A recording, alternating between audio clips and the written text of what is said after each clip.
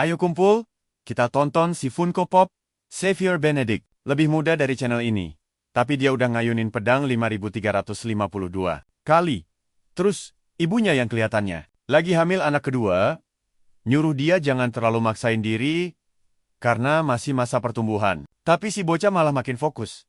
Bilang mau bikin tebasan maut. Di sisi lain, ayahnya malah bilang, mendingan dia latihan aja daripada main tanah di luar. Ya bener juga sih. Tapi tiba-tiba aja, pedang kecilnya terlepas dari tangan, muter di udara, dan nancep ke batang pohon. Ayahnya dengan santai langsung ngebully anaknya sendiri tanpa alasan. Bilang perjalanannya masih panjang buat jadi pendekar pedang yang hebat. Woi, dia masih 3 tahun. Pas Xavier lompat dan sadar nggak nyampe buat ambil pedangnya, tiba-tiba ada energi misterius yang keluar dari tangannya. Pedang itu langsung kecabut dari pohon dan terbang balik ke tangannya. Sang ayah dan ibunya langsung lari nyamperin, bilang mereka bener-bener nggak nyangka. Dan tokoh utama kita, Xavier, nama bapak-bapak banget ya, bilang dia cuma mikir pengen pedangnya balik ke tangannya. Dan pedangnya nurut. Ayahnya langsung heboh, muji-muji dia, bilang nggak pernah ngebayangin bakal ada orang berbakat sihir lahir di keluarga Benedict. Ibunya juga sampai nangis terharu. Funko Pop lucunya lahir bawa kekuatan ajaib. Tapi terus, si ayah ngangkat dia dan bilang sekarang gilirannya buat nge-hype anaknya habis-habisan. Mulai hari ini juga, dia bakal ngelatih Xavier jadi pendekar pedang sihir terkuat. Tapi, logika aja nih. Kalau bocah 3 tahun jago ngayun pedang begini, pasti ceritanya bukan dimulai hari ini. Kita mundur dikit dan lihat tumpukan mayat serta lautan darah. Umat manusia ngira mereka udah menang. Dan perang hampir selesai. Itu berita bagusnya. Berita buruknya, ternyata semua teman-temannya udah pada mati. Adik perempuannya.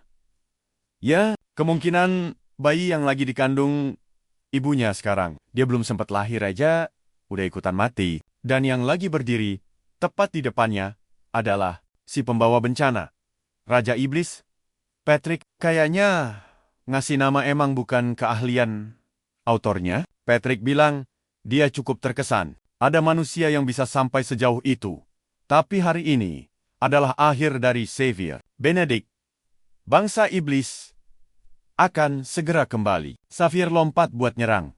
Tapi Patrick malah senyum bilang, mereka bakal ketemu lagi. Terus Xavier ngelepasin tebasan meledak.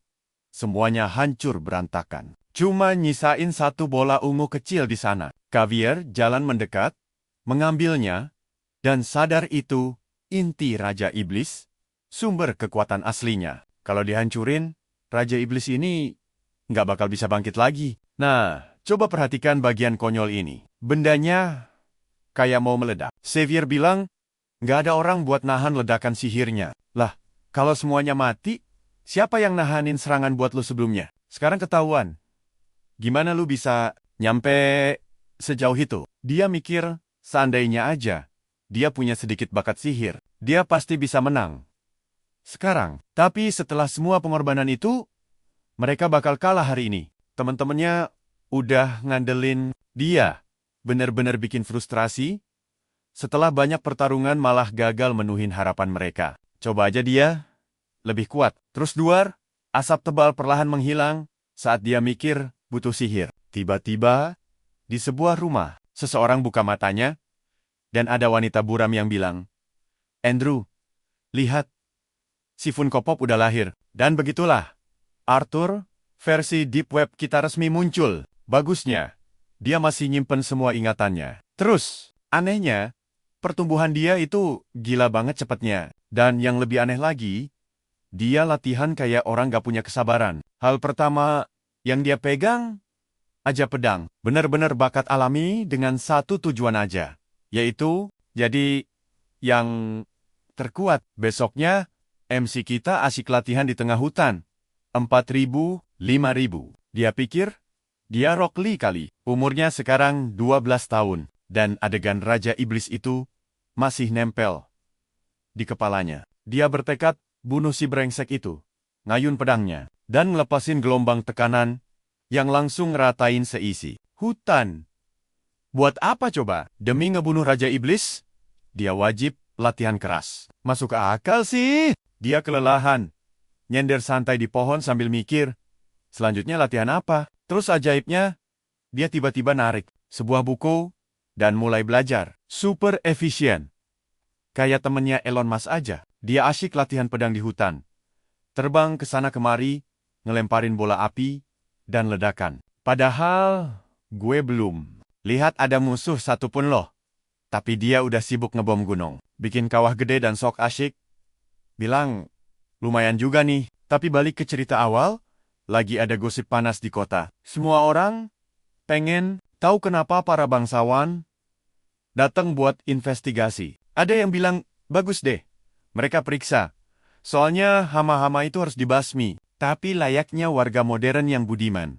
Pada ngeluh kalau para bangsawan itu aslinya cuma mau nyuri sumber daya mereka doang. Sementara itu, Xavier jalan-jalan di kota nyapa Suster Maria. Paman Jack senyum ke semua orang. Sejauh yang dia tahu, kota ini dipimpin oleh Count Jim Claus. Dia sama pelayannya, Mikaela. Itu dibenci banget sama semua bangsawan lain. Tiap kali ada masalah ribet, mereka berdua pasti langsung hilang. Tipe orang licik yang bakal ngabur dan ngekhianatin kekaisaran demi segepok uang. Di kehidupan masa lalunya, umat manusia juga hancur lebur karena bangsawan pengkhianat. Kayak gini, tiba-tiba ada kuda nendang keranjang apel milik seorang kakek tua. Si kakek jongkok buat mengutin apelnya.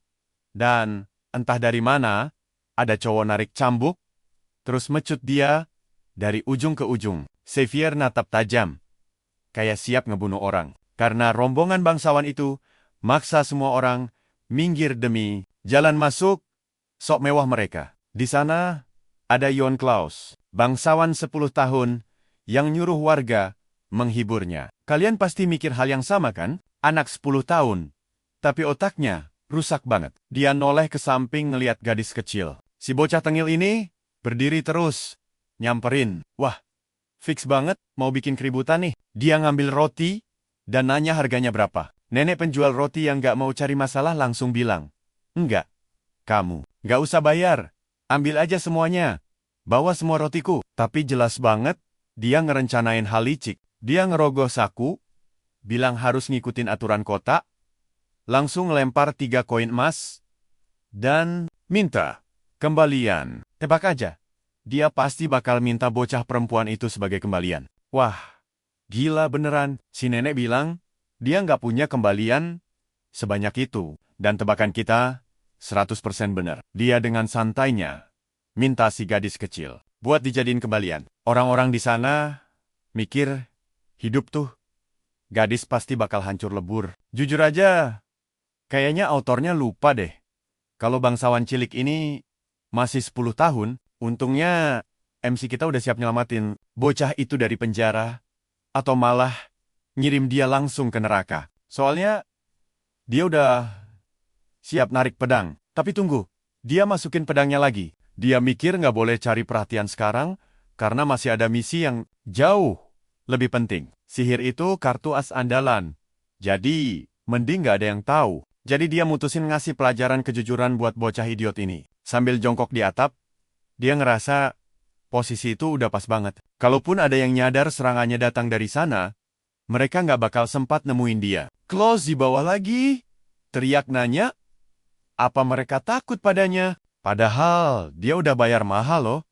Dan dia juga bukan penjahat jalanan biasa. Tangan iblis kecilnya mau narik si gadis, pas tiba-tiba tangannya kebungkus air padat. Dia mendadak tenggelam di darat. Anak buahnya pada panik, manggilin tuan mudanya, dan nanya, ada apa ini? Tapi nggak ada yang bisa nolongin. Si bocah hampir pingsan. Sementara gadis kecil itu cuma ngeliatin Xavier dari jauh yang lagi merapal mantra. Dia pinter milih. Pura-pura nggak lihat apa-apa. Seolah Xavier emang niat ngebiarin bocah itu tenggelam selama 2 menit penuh. Tapi lucunya, dia belum mati juga. Tiba-tiba, pria tua bernama Tuan Habush muncul sambil melotot. Dia ngarahin tongkatnya dan membatalkan sihir itu. Si bangsawan busuk langsung jatuh ke tanah kayak sampah. Fix banget. Ada orang kuat yang baru aja muncul. Tuan Habush ngayunin tongkat, ngehancurin sihirnya. Tapi serangan itu malah berbalik ke arahnya. Cuma dengan santai, dia nancepin tongkatnya ke tanah dan ngelepasin aura emas yang bahkan bikin Xavier kaget bukan main. Pria itu diam sejenak, terus matanya kayak natap tajam ke arah persembunyian Xavier. Habis itu, Xavier langsung ngilang. Para prajurit heboh, nyuruh bawa si bangsawan ke dokter. Tapi dia dorong semua orang dan teriak nolak keras. Dia langsung merintahin gadis kecil itu ngaku pakai sihir. Karena dia bakal dijeblosin ke penjara. Udah pasti. Si ibu dan gadis itu nangis, bilang gak ngerti sama sekali cara pakai sihir. Bocah tengil itu mau mukul mereka. Tapi Habush langsung narik mundur dan bilang ke tuan Klaus, mending jangan bertingkah begitu, karena itu bisa ngerusak nama baik keluarga mereka. Klaus nyuruh profesor diam. Tapi Habush ngingetin kalau Count gak bakal suka kekacauan ini. Kayaknya Count itu bukan orang baik. Soalnya si bocah tengil langsung panik ketakutan dan minta maaf. Minta maaf. Mereka cabut. Tapi Klaus janji urusannya belum beres. Dan disinilah kita berhenti. Percaya deh. Kalian pasti penasaran. Lihat si Funko Pop makan brutal di rumah keluarganya. Sini ngumpul. Lo dan gue bakal bahas kelanjutan manhwa, aksi yang kocak abis ini. Pas narik pajak tahunan, ibunya bahas gosip soal pewaris muda yang dihajar. Ayahnya ngakak bilang anak itu pantes digebukin. Terus, Helena, adik si tokoh utama, bilang dengar-dengar pelakunya penyihir air. Dia curiga, apa kakaknya yang duduk di situ pelakunya? Xavier langsung batuk dan bilang, bukan. Mana berani dia ambil risiko segila itu. Bukannya dia selalu sibuk latihan. Di hutan, ibunya nyuruh Helena berhenti ngarang, cerita, dan mending pergi belajar sihir aja. Ya kali pelakunya kakak sendiri. Tapi Helena udah capek banget. Dia maunya langsung praktek sihir, bukan cuma duduk diem, baca buku. Di sisi lain, ayahnya makan aja sampai kesusahan. Ngeluh, kalau musim tagih pajak itu selalu bikin pusing. Ibunya bilang, harusnya bersyukur, karena setelah dibayar, orang-orang penagih itu bakal ngilang selama setahun penuh. Sisa 2 hari, nyebelin aja kok. Dia ngasih makanan ke anaknya, terus ayahnya nanya, apa Xavier mau sesi latihan? Xavier langsung nolak mentah-mentah. Dan ayahnya bilang, dia baru aja melewatkan kesempatan emas buat latihan sama ahli pedang terkenal yang udah kenyang turun di medan perang. Tapi Xavier malah berdiri dan bilang dia lagi sibuk. Jadi latihannya kapan-kapan aja. Dan lakian, ayahnya itu mending latih otak juga. Jangan cuma mikirin otot doang. Dikatai bodoh secara gratis sama anak sendiri yang umur 12 tahun, emang kocak abis. Adiknya mau ikut latihan.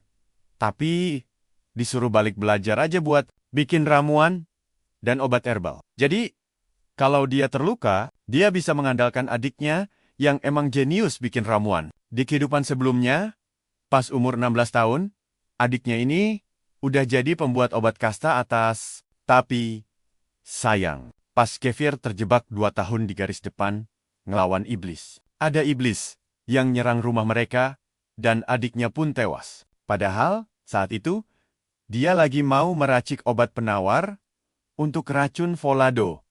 Sebuah penyakit yang bikin pandemi dan menghabisi sepertiga populasi di Kastil Tulang. Makanya di kehidupan yang ini, adiknya harus dilindungi mati-matian. Balik lagi ke suasana kota, si bocah songong, Klaus kena tamparan super keras di wajahnya. Pelakunya, ayah dia sendiri yang masa bodoh banget. Dia nampar anaknya dan nyuruh diam. Dia nanya, apa bener Klaus berani kurang ajar sama tuan Habush? Klaus langsung ngamuk. Bentar deh. Masa ayahku sendiri mukul aku cuma gara-gara ngebela seorang pengawal? Tapi bapaknya dengan santai bilang kalau anaknya ini beneran aib keluarga. Dia nggak paham apa syaratnya buat bertahan dan jadi seorang bangsawan tulen. Si Bocah ngotot bilang, itu nggak penting. Dia punya banyak pengawal dan sederet hak istimewa. Tapi ayahnya langsung ngatain dia, bodoh banget. Kekuatan bangsawan itu asalnya dari militer, dan Habush itu penyihir agung paling sakti di keluarga Klaus. Dia itu pelindung asli, yang bikin keluarga mereka tetap duduk di atas. Bukan sampah nggak berguna kayak anaknya ini. Pantesan aja mental si Klaus agak miring. Soalnya ayahnya ini emang terlalu sadis. Terus dia malah bilang, kalau anak laki-laki itu selalu bisa diganti. Tinggal bikin wanita lain hamil, udah beres. Anak baru pun lahir. Klaus langsung lari sambil nangis. Ya, jelas aja. Gagal normal kalau punya ayah kejam.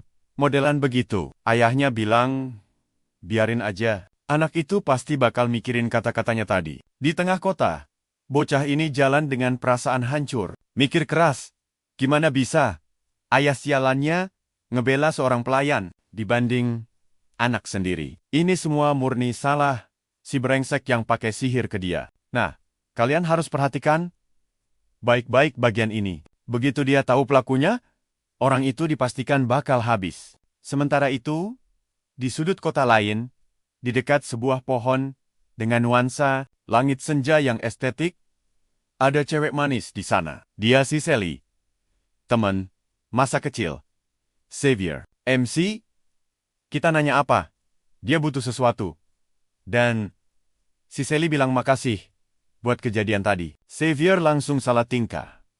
Makasih apaan? Gua nggak lakuin apa-apa. Kok? Tapi si Sally senyum aja dan ngasih sekantong buah kecil. Xavier sadar kalau usahanya nutupin rahasia gagal total. Cewek ini udah tahu dia jago pedang dan sihir. Terus dia bilang, santai aja bro, rahasianya dijamin aman. Asalkan dia mau ngajarin kemampuannya itu ke dia. Xavier masih ngeles dan pura-pura polos, nggak punya skill dewa. Tapi mana bisa nipu insting tajam si Sally. Mulai deh dramanya. Semua orang dari masa depan. Emang nggak ada yang normal. Teman masa kecil yang bertarung bareng di garis depan selama bertahun-tahun. Ahli pedang jenius. Dengan insting, nggak ada duanya. Tapi sebelum perang selesai, dia dibunuh sama musuh. Jadi, dia baru aja mati, belum lama ini, terus langsung reinkarnasi gitu. Sekarang, cewek ini minta rahasianya dibongkar, biar mereka bisa jadi partner nakal bareng. Pipinya merah merona. Sementara Xavier jadi salah tingkah parah. Dia jawab, oke aja. Tapi latihannya harus jauh dari kota. Begitu malam tiba, ada yang asyik nonjokin pohon. Itu si Klaus. Mikir kalau makin diingat, amarahnya beneran makin meledak-ledak. Bocah culun itu nggak mungkin sekuat itu. Terus, kenapa ayahnya selalu ngasih keuntungan ke orang itu? Jelas aja tangannya sakit sekarang. Dia cuman anak bawang. Nggak pernah pegang pedang. Apalagi, latihan walau semenit. Seumur hidupnya. Dan Klaus tetap berdiri di sana dengan marah. Nyumpahin ayahnya sendiri gara-gara nganggep dia nggak berharga. Mendadak, ada sesuatu yang nginjek punggungnya. Sesosok monster penyihir hutan bermata raksasa udah siap buat menghabisi nyawanya. Bocah itu nengok ke belakang. Tapi serangan monster itu hampir aja bikin dia tewas. Dia langsung nyungsep ke tanah kayak orang tolol. Terus balik badan dan ngelihat monster super gede yang ngiler di depan mukanya. Dia nangis, minta tolong. Panik, kenapa sepi banget? Sampai mendadak ada yang narik kerahnya dan ngelempar badannya. Dia nabrak tembok dengan sangat keras. Sekarang, MC kita lagi saling tatap lawan makhluk seram itu. Dan si bocah batin, tunggu, masa anak kecil ini barusan ngedorong aku? Xavier menggertakkan gigi dan bilang ke monster sialan itu kalau dia nggak bakal pergi dari sini. Hidup! Hidup! Tapi, jauh di dalam hati, dia tahu mereka cuma ada di pinggiran hutan. Dan bantuan nggak mungkin datang tiba-tiba. Dan itulah kenapa makhluk jelek ini nggak wajar ada di sini. Kok bisa? Monster bisa sedekat ini sama kota? Hal konyol ini cuma mungkin terjadi kalau ras iblis udah mulai invasi lagi. Monster itu mengaum keras, melompat, dan mengayunkan tamparan maut ke arah jagoan kita. Xavier menghindar dengan lompat mundur, geser ke sisi kanan monster itu. Dan pertarungan ini langsung berubah jadi adu mekanik brutal ala Dragon Ball. Masalahnya, senjata biasa tuh nggak bisa memotong tubuh monster sihir. Tapi seenggaknya, berkat latihan gila-gilanya, dia nggak sampai kalah telak. Sampai dadanya akhirnya kena hantaman keras, dan dia terlempar mundur. Siseli dan Klaus ada di belakangnya, cuma bisa dia melongo. Xavier sebenarnya pengen banget pakai sihir. Tapi, gara-gara ada bocah bangsawan itu, dia jadi nggak bisa. Lo pasti ikutan gemes kan? Lihatnya, kalau Siseli sih aman. Tapi, bocah ember itu pasti bakal bocor. Jadi, satu-satunya cara cuman ngalahin monster itu murni pakai fisik. Dan itu nggak gampang. Meski begitu, dia meyakinkan diri, pantang ketakutan. Kalau dia beneran bertekad buat jadi orang yang bantai Raja Iblis, dia nggak boleh ciut sama kroco kayak gini. Dia maju menyerang lagi.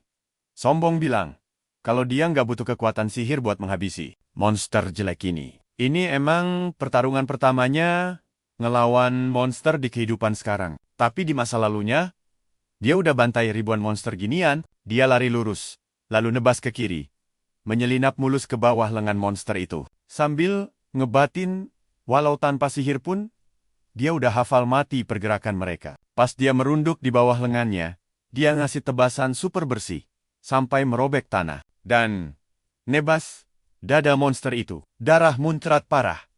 Dan monsternya langsung jatuh ke belakang. Klaus kaget, sampai melongo. Gak nyangka, bocah ini beneran bisa bunuh monster sihir sendirian. MC kita yang kehabisan napas. Tumbang sementara Siseli teriak manggil namanya dan lari buat nolongin. Dia bangkit dan bilang kalau dia cuman sedikit kecapekan. Tapi seenggaknya semua selamat. Tiba-tiba Klaus teriak panik ke mereka berdua dan nyuruh lihat ke belakang. Monster yang baru aja ditebas itu udah berdiri tegak lagi.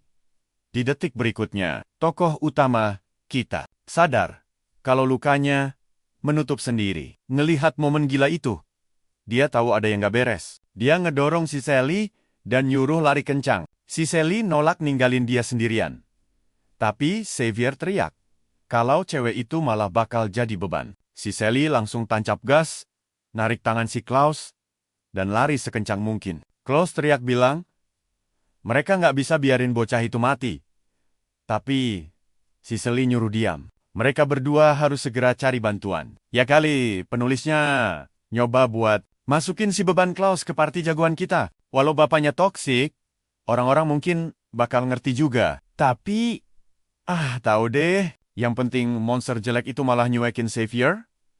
Dan kelihatannya dia malah bersiap ngejar mereka. Dia teriak manggil monster tolol itu.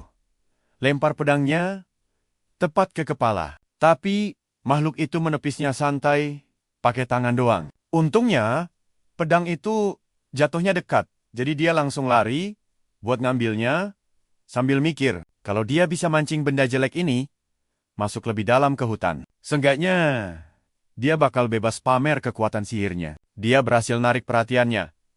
Dan monster itu ngikutin sambil ngancurin semua di depannya. Satu sabetan ekor melayang, mematahkan sebuah pohon raksasa, dan langsung melesat ke arah punggungnya.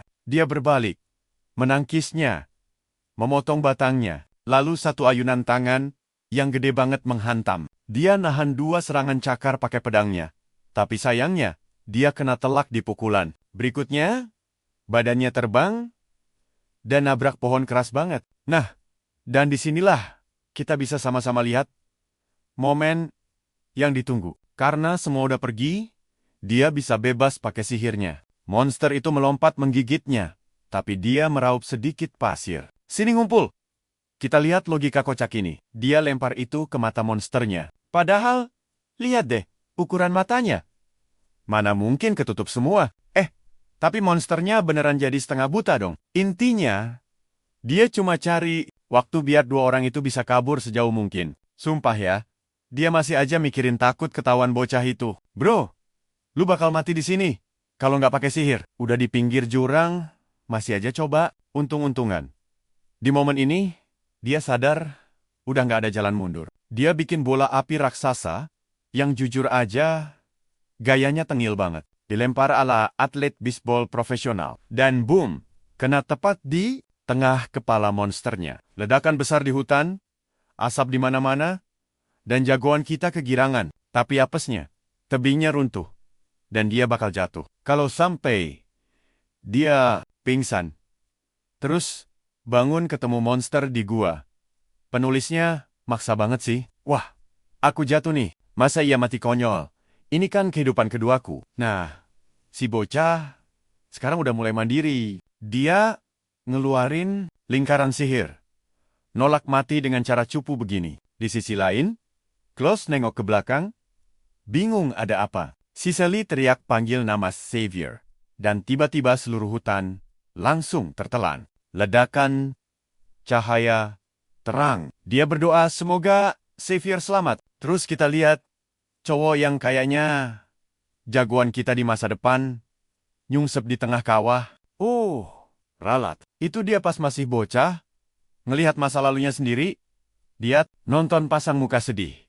Soalnya semua orang di situ udah tepar selamanya. Bocah ini sadar kilas balik hidupnya lewat lagi. Sepertinya dia beneran mati. Bayangin aja. Setelah seumur hidup ngelawan Raja Iblis, reinkarnasi, dapat kesempatan kedua.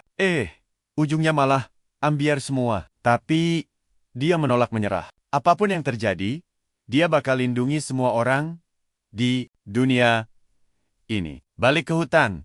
Hei bocah, punggungmu baru aja bikin kawah gede. Dan kamu masih bisa bangun? Energi karakter utamanya kuat banget, bos. Dia memaksakan diri bangun. Mencoba mencerna di mana dia sekarang, dan apa dia masih hidup. Kepalanya pusing parah, dan parahnya lagi, ada tulang nyembul keluar dari kakinya. Ilustratornya sadis juga nih. Jarang banget ada yang gambar. Begitu. Tapi santai. Jagoan kita mode dokter bedah, langsung dorong tulangnya, masuk dan tutup. Lukanya gampang banget. Udah sembuh. Yuk main bola. Tapi dia ngerasa kayak atapnya manggil. Dia. Ada partikel cahaya aneh yang nuntun dia. Masalahnya, dia nyungsep lagi gara-gara kecapekan dan kelaparan akut. Dia nengok ke samping, mikir buat makan daging monster yang barusan dia panggang, tapi katanya nggak bisa. Daging monster model begitu mana boleh dimakan manusia, bisa keracunan. 3 hari berlalu, dan dia belum gerak. Jadi wacana main bolanya batal total. Perhatikan baik-baik nih, dia kelaparan parah. Merasa umurnya tinggal bentar lagi. Ya elah bro, tinggal merangkak dan makan aja tuh daging. Butuh 72 jam buat mikir begitu. Paling parah ya mati. Yang memang bakal kejadian kalau lu cuma rebahan. Jadi, mending gerak kan? Logika dasar. Dia emosi banget gara-gara harus bergantung sama monster buat bertahan hidup. Terus dia tarik napas panjang, kumpulin keberanian, dan langsung digigit. Dia bilang, aku bakal lakuin apa aja demi hidup. Hap, dia gigit porsi jumbo daging monster itu. Sampai perutnya buncit kenyang. Adegan selanjutnya, dia jalan. Pakai tongkat. Kakinya, yang tulangnya sempat nongol, masih pincang. Dan dia masih sering kesandung konyol. Yang jujur bikin ngakak banget. Kalau kalian mau bikin cerita bocah dengan tulang, nyembul. Tolong banget, jangan bikin dia langsung lari maraton di chapter depan. Pas dia lagi jalan pincang, ada sosok ramping muncul di belakangnya, nanya, apa kakinya sakit? Dia noleh, tanya, siapa? Itu. Terus, suara dari cahaya itu bilang, kalau lukanya nggak cepat diobatin, dia bakal infeksi terus, mati. Cukup mendekat, nanti bisa disembuhin. Ini satu-satunya cara, biar dia bisa keluar. Dari sana, jagoan kita sadar ini tuh area bis.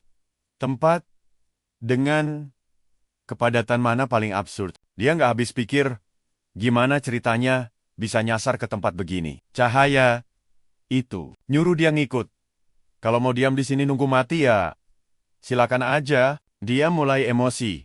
Yakin banget, yang nungguin dia pasti nyebelin. Tapi dia tetap ngikutin jalan yang diarahkan sama energi aneh itu. Dia nerobos semak-semak, nutupin mukanya dari silau cahaya, dan langsung nabrak sosok patung marmer ramping. Dia nanya apa dari tadi dia ngobrol sama patung itu.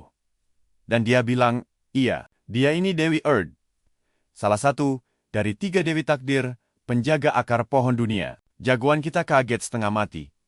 Ternyata dewa beneran ada. Jujur aja, kita semua juga mikir gitu. Masa hidup seumur jagung baru tahu sekarang? Terus energinya keluar dari balik patung dan melilit kakinya. Otomatis, tubuhnya langsung beregenerasi. Dan, yep, patungnya hidup bos. Jelas banget kan dari lekuk tubuhnya? Kelihatan banget. Dia OP parah. Dia nanya, siapa nama si bocah? Jagoan kita malah ragu. Dia Dewi betulan. Masa punya kekuatan segede itu? Tapi, nama orang aja nggak tahu. Si Dewi langsung Noel-Noel mukanya. Nanya, emang kapan dia bilang maha tahu? Punya kekuatan? Bukan berarti cenayang bro. Mukanya langsung merah tomat. Terus nanya, kenapa dia ditinggal di sini? Si Dewi Kaki bilang, pohon kehidupan keracunan. Dan ketiga Dewi, nggak tahu kenapa. Sekarang, dia terjebak. Terpaksa harus ngurusin akar. Biar pohonnya nggak mati. Sementara saudari-saudarinya asyik berjemur. Nasib dia di sini lebih ngenes dari goblin. Jagoan kita cerita kalau dia pernah dengar soal pohon dunia itu. Katanya sih menghubungkan surga, dunia manusia, dan dunia bawah. Lambang keabadian lah. Dan semua hal ada gara-gara pohon itu. Si Dewi merespon, baguslah, minimal dia paham dasar-dasarnya. Dia ngasih tahu namanya Xavier. Di sisi lain, dia embatin kalau ini Dewi rada-rada sinting. Lagian kalau ada Dewi muncul di cerita, udah pasti dia bakal ngajak transaksi. Dia pasang senyum licik dan bilang, kalau Xavier bantu cari tahu kenapa pohonnya sakit, dia bakal pinjemin kekuatannya. Jagoan kita mikir, ini aneh, emang Dewi bisa gampang gitu ngasih kekuatan. Wah, ini dia shot kamera dari bawah yang legendaris. Dia bilang, dia nawarin ini cuma karena peluang ada pendekar pedang sihir lain yang nyasar ke sini tuh mustahil. Dia kaget, si Dewi tahu soal itu. Ya jelas dong, kan dia udah menganalisis tubuhnya. Lagian, dia udah gabut, terjebak 26 tahun di sana. Kalau Xavier mau bantu, dia keluar. Mereka sepakat, jagoan. Kita ngebayangin betapa lamanya terjebak selama 26 tahun. Dia kan juga pernah ngelewatin masa-masa suram itu di kehidupan sebelumnya. Terus Dewi itu nanya, apa ini beneran kehidupan keduanya? Dia ngerasain ada terlalu banyak dendam dan keputusasaan dalam satu tubuh. Aneh banget kan? Masalahnya, orang dengan emosi kelam begitu nggak bakal bisa pakai kekuatannya dengan benar. Dia langsung panik. Nanya, kok bisa tahu soal kehidupan kedua? Katanya, ngintip jiwa anak kecil tuh gampang banget. Jagoan kita ngamuk, dan wajar sih. Kalau dewa itu ada, kenapa mereka ngebiarin manusia mati? Konyol, dia jawab, nggak ada ras yang lebih unggul.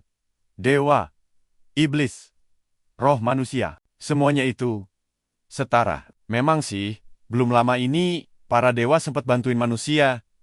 Tapi itu malah bikin ras mereka lemah. Dia harusnya sadar kalau dibantuin terus, manusia zaman sekarang nggak bakal bisa bela diri. Lebih baik dia fokus ambil tanggung jawab menyelamatkan orang-orangnya daripada nyalahin pihak lain. Kena mental kan diceramahin Dewi Kaki. Scene berikutnya, dia bikin bola cahaya dan bilang, udah cukup buat sekarang. Xavier bisa pulang, tapi dia peringatin, menguasai kekuatannya nggak bakal gampang.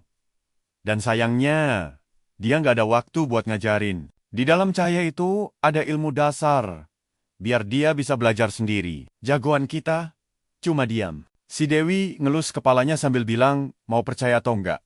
Kedatangannya di sini udah takdir. Dan seiring dia pakai kekuatan itu, semua pertanyaannya bakal terjawab dengan sendirinya. Dia nyuruh Xavier masuk ke dalam portal itu. Dia nggak tahu gimana caranya. Tapi Xavier bakal sampai ke rumahnya. Xavier ngangguk paham. Si Dewi bilang, bakal nunggu kabar baik darinya. Dan takdir menunggunya. Xavier nengok ke belakang untuk terakhir kali, lalu masuk portal. Kalian sadar kan? Ini mirip banget sama adegan klise. Tapi bedanya, bukan ketemu naga, malah ketemu Dewi cakep. Hoki abis. Bocah konyol ini keluar dari portal, langsung nyungsep cium tanah. Girang, karena akhirnya pulang. Tapi, tunggu. Ini di mana, woy? Beneran deh. Ini anak nggak bisa tenang. Sedetik aja. Ada orang di belakang yang siap-siap. Lo dan gua bakal masuk ke cerita isekai yang gila banget. Protagonis kita lagi diteriaki buat kabur. Minta tolong. Terus, suara Earth nyuruh dia nyoba. Dia celingukan nyari keberadaan Earth. Tapi Earth bilang, dia cuma ngirim pesan telepati. Nyuruh dia fokusin energi ke kaki buat manjat pohon itu. Dia nolak dong. Mana mungkin dia bisa manjat? Ya elah, bocah yang habis ngebunuh iblis pakai pedang masa nggak bisa manjat pohon. Tapi ini bukan manjat sih jatuhnya. Dia cuma lompat sekali tarikan napas.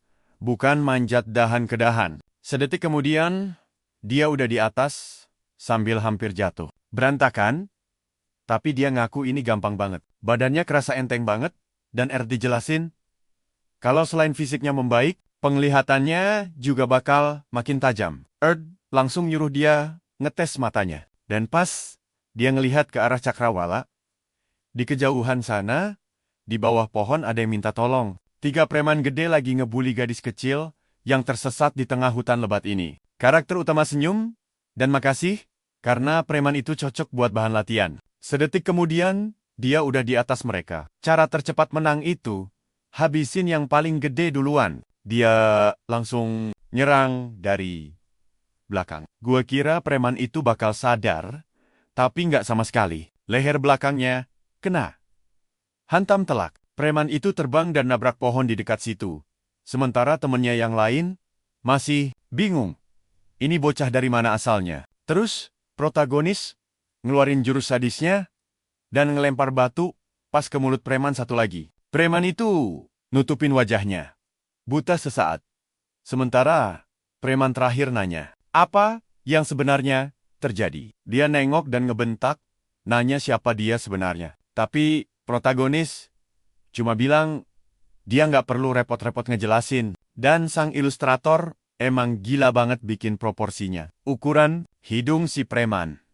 Rambut merah, gede banget. Dia marah dan bilang, saudara-saudaranya bakal ngabisin dia. Mereka saling lirik dan langsung maju nyerang. Protagonis cuma senyum tipis dan pedang si preman cuma motong udara kosong. Di detik yang sama, dia udah ada di belakang preman satunya. Terus ngehantam tulang belakangnya sampai preman itu terpental hancur ke arah pohon. Dia langsung nerebut pedang yang jatuh di udara.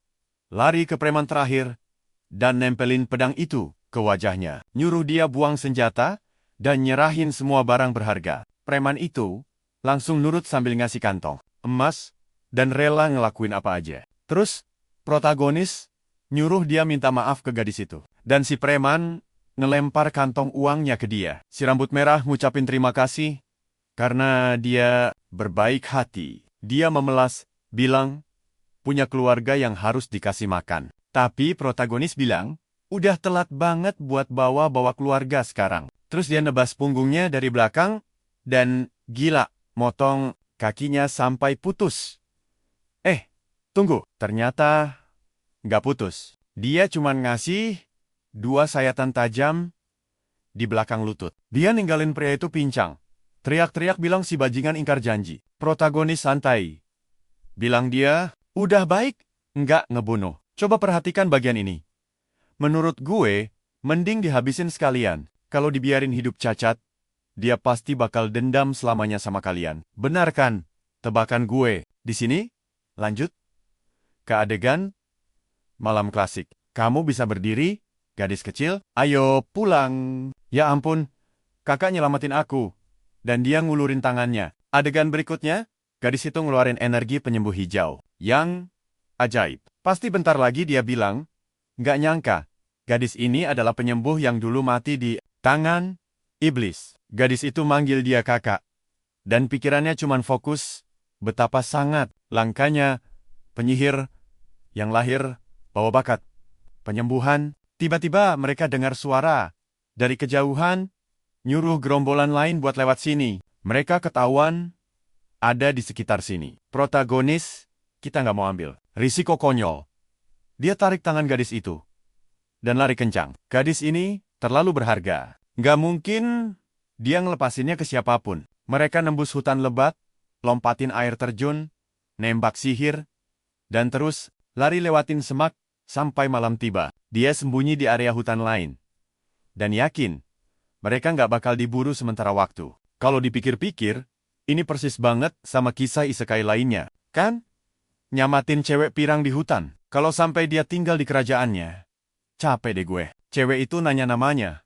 Dan dia jawab, Xavier. Ya, Xavier, umur 12 tahun pertama. Di sejarah, namanya Tivana Roman.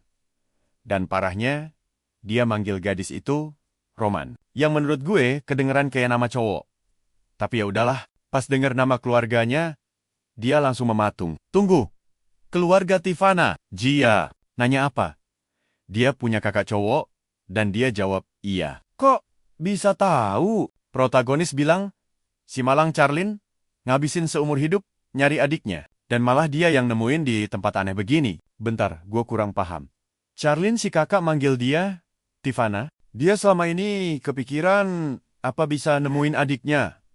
Apa dia aman? Dan protagonis bilang iya. Dia jelas aman banget. Terus, sang protagonis mengelus kepalanya, bilang mereka harus mastiin gadis ini pulang dengan selamat. Dan sekarang dia mikir, nemuin bocah ini adalah berkah besar. Malam semakin larut. Gadis itu tidur, sementara dia istirahat sambil ngobrol sama RD. Dia minta diajarin lebih banyak soal kekuatan, karena ini bukan RD asli. Cuma kesadaran yang ditinggalin buat ngajarin cara pakai kemampuan ini. RD nyuruh dia ambil belati itu, dan bilang daripada cuma ngumpulin kekuatan sihir, dia harus ngebiarin mana mengalir secara sadar. Karena senjatanya kecil, ini jauh lebih gampang dilakuin. Pas tangannya megang belati, senjatanya mulai diselimuti. Energi biru menyala. RD bilang, dia bakal belajar kemampuan elemen bayangan. Dia harus kumpulin mana sebanyak mungkin di ujungnya, dan ngebentuknya kayak panah. Terus dia cuma perlu bikin pusaran bayangan kecil di ujung pisau. Dan dia bakal bisa nembus zirah apapun. Dengan energi terkumpul, RD nyuruh dia ngetes. Dan dia langsung gerak buat nusuk pohon di dekatnya. Dia ngelakuin satu. Kalian pasti ngira ini biasa aja kan? Tapi, tunggu bentar. Bukan cuma tembus mulus. Seluruh pohonnya langsung meledak. Hancur. Dia sampai melongo, shock, bingung, karena cuma ngasih tusukan pelan. Terus, jiwa RD bilang, semua yang diajarin bakal dia lupain. Jadi, dia harus ngingat sendiri. Dia pamit. Dan tepat saat itu, Tivana bangun. Nanya apa yang terjadi. Tapi si cowok tiba-tiba dengar sesuatu. Mendekat dan bilang ada yang datang. Dia langsung gendong Tivana. Bilang mereka harus diam. Dia ngelirik ke atas pohon, manjat secepat kilat, nyembunyiin gadis itu di sana, dan nyuruh diam. Pas dia ngintip ke bawah, sekelompok bandit lagi jalan mendekat. Si rambut merah yakin banget dengar suara dari arah sini. Ngelihat pohonnya hancur lebur, mereka yakin ada yang masang bom di sana. Dia bilang, itu berita bagus. Artinya, sang penyembuh ada di dekat sini. Temennya nanya, kok tahu? Dia ngerasain aura gadis itu. Tanahnya bahkan punya suhu berbeda. Kayak bekas ada orang yang tiduran di situ. Analisa orang ini gila banget akuratnya. Protagonis kita aja sampai kaget. Si bos nyuruh Jimmy lanjut nyari. Dan orang aneh itu bilang, oke, dia bakal nemuin mereka. Terus dia ngaktifin energi mas di tangannya yang mulai gerak ke arah pohon. Protagonis sadar, itu sihir pelacak. Trio ini jauh lebih berbahaya dari kelompok sebelumnya. Tapi di waktu yang sama kalau dibandingin sama monster ajaib, mereka bukan apa-apa. Nggak sudi. Dia biarin mereka menang di sini. Sihir pelacaknya nerangin puncak pohon. Dan orang itu bilang, target ketemu. Si rambut abu-abu nyuruh Bob beresin. Sekarang, dan si mulut besar nyombong bakal ngejatuhin mereka berdua detik ini juga. Protagonis perhatiin mereka mulai misah dan mencar. Yang pastinya, ini menguntungkan banget buat rencananya. Bob berhenti di depan pohon dan ngancam kalau bajingan itu nggak mau turun, dia bakal tebang pohonnya. Dia ngayunin kapaknya ke batang pohon. Seluruh pohon bergetar hebat. Dia bacok lagi dan lagi. Nejek, sampai kapan? Bocah itu mau sembunyi. Protagonis, kita malah senyum menang dalam hati. Semua berjalan sesuai rencana. Terus, kita lihat kilas balik beberapa menit lalu. Pas orang itu mau ngaktifin sihir, pelacaknya. Cerdas banget kan? Karena dia tahu, sihir pelacak itu ngikutin sihir lain. Dia lempar bola air ke pohon yang beda. Diisi mana? Makanya, pelacaknya ngarah ke sana. Dan sekarang, Bob berjuang nebang, kayak orang bodoh, sementara dia sembunyi dengan santai. Protagonis mikir, mumpung mereka ngelakuin kesalahan konyol ini, dia bakal habisin satu persatu. Pas si pria asik nebang, dan daun basah menetes, dia ngumpulin tetesannya buat ngebentuk bola air tepat di atas kepala pria itu. Rencananya pakai teknik yang sama persis, kayak waktu ngelawan Klaus. Bob mulai sadar ada yang aneh, tapi udah telat. Kepalanya terbungkus air, kehabisan napas sambil ngayunin kapak ngawur. Dan si bocah ngebatin masa hal simpel gini aja nggak bisa. Jadi, gimana menurut kalian? Puas kan? Lihat aksinya? Bareng gue, sini kumpul. Kita lanjut lihat aksi gila ini. Dia melempar pisaunya ke pria gendut itu. Tembus, dan terus melaju. Kupikir yang lain ada di dekat situ. Tapi mereka cuma dengar suara retakan dari jauh. Salah satu dari mereka sadar ada yang aneh. Suara tebasannya hilang.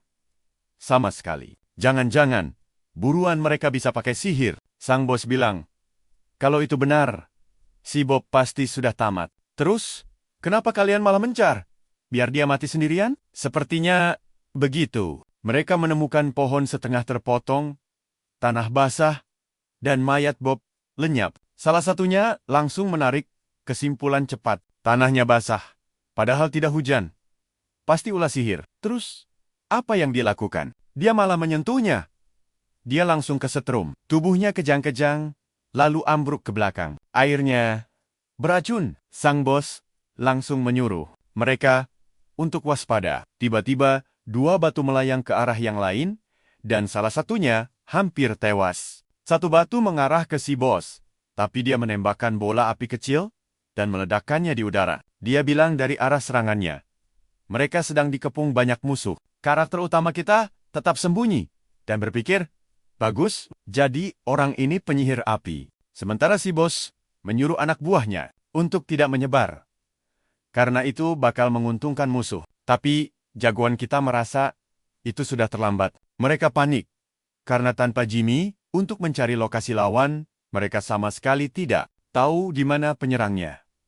Bagaimana cara mereka melawannya? Sang bos membuat bola api dan bilang, gampang. Kalau tikus-tikus itu tidak mau keluar, dia bakal membakar habis seluruh hutan ini. Seketika, jagoan kita maju, menyapa mereka, dan menyuruh mereka berhenti. Bosnya bingung, kenapa ada anak kecil di sini? Karakter utama bilang, dia cuma pencari tanaman obat. Dia tidak tahu apa-apa.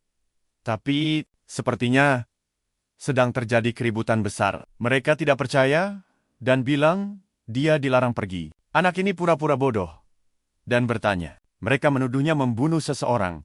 Dan dia balas bilang, kalau dia cuma anak kecil, apa mereka gila? Tapi kalau mereka mencari seseorang, dia melihat ada yang lewat, dan bisa memberitahu arahnya. Sang bos berterima kasih, dan bilang kalau infonya bagus, mereka mungkin akan merekrutnya. Tapi dia menolak karena tidak tertarik. Ayah dan ibunya sedang menunggunya pulang. Dan tiba-tiba, pria itu melempar bola api ke arahnya. Serangannya menghancurkan segalanya, dan si bos kaget. Jangan berkedip.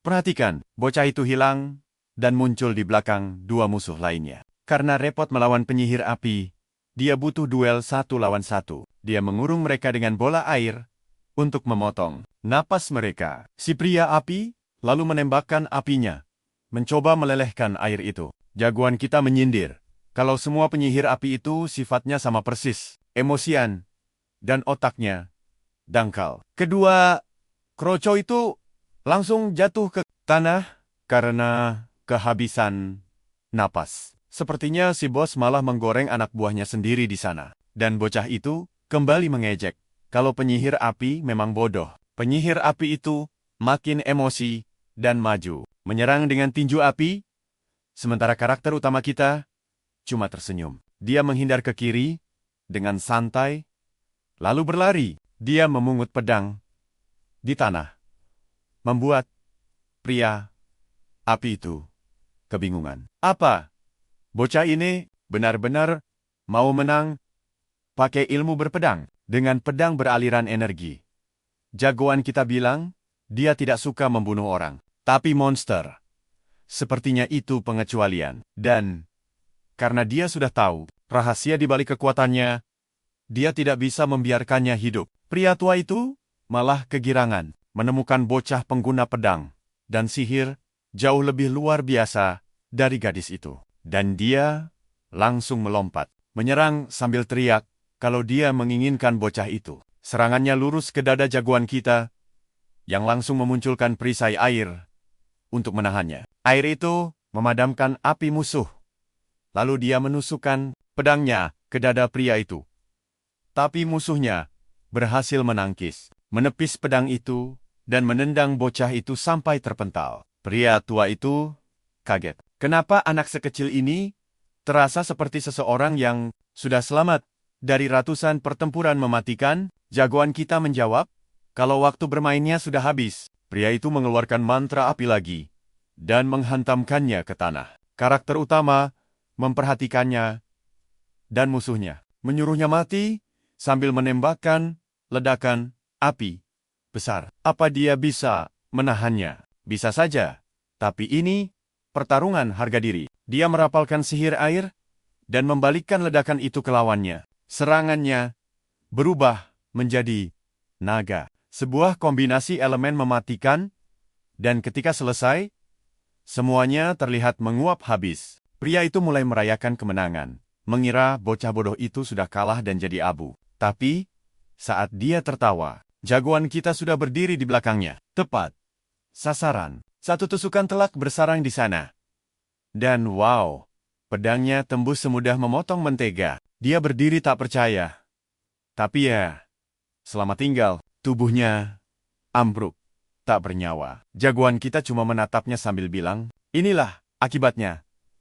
Jadi penculik. Setelah panen aura harian selesai, dia memanjat pohon untuk bicara dengan Tiffany. Dia bilang, semuanya sudah aman.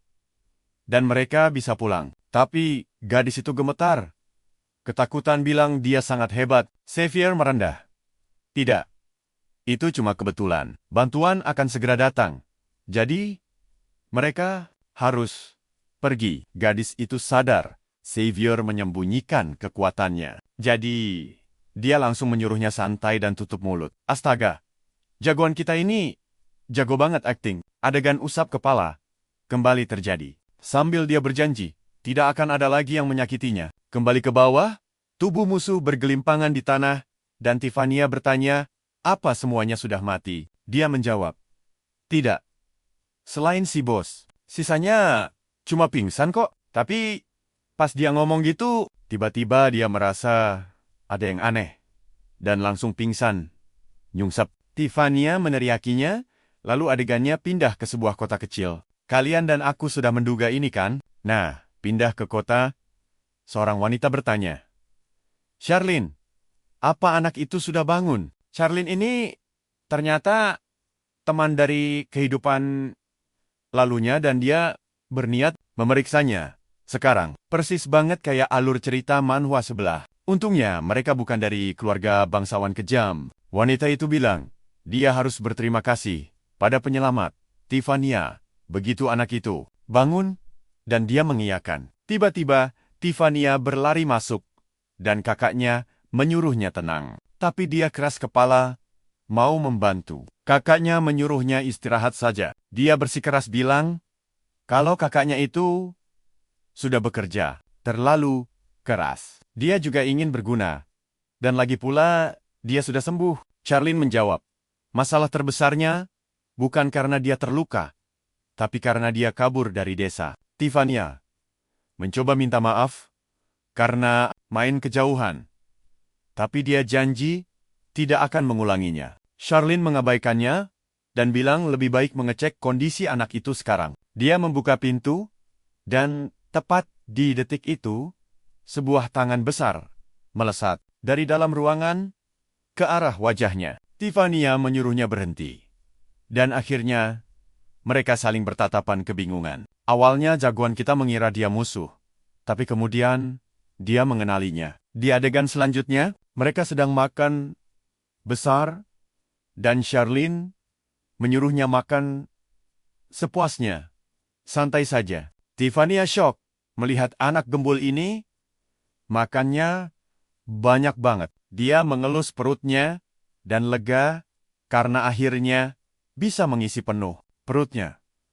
Lalu Charlene menyadari logat anehnya dan bertanya dia dari mana. Karakter utama mengaku tinggal di Enzov, sebuah kota di bawah wilayah kekuasaan Bonne Castle. Charlene langsung panik dan bilang, jarak Bonne Castle itu 3 hari perjalanan. Bagaimana dia bisa sampai ke sini? Jagoan kita bilang ceritanya panjang.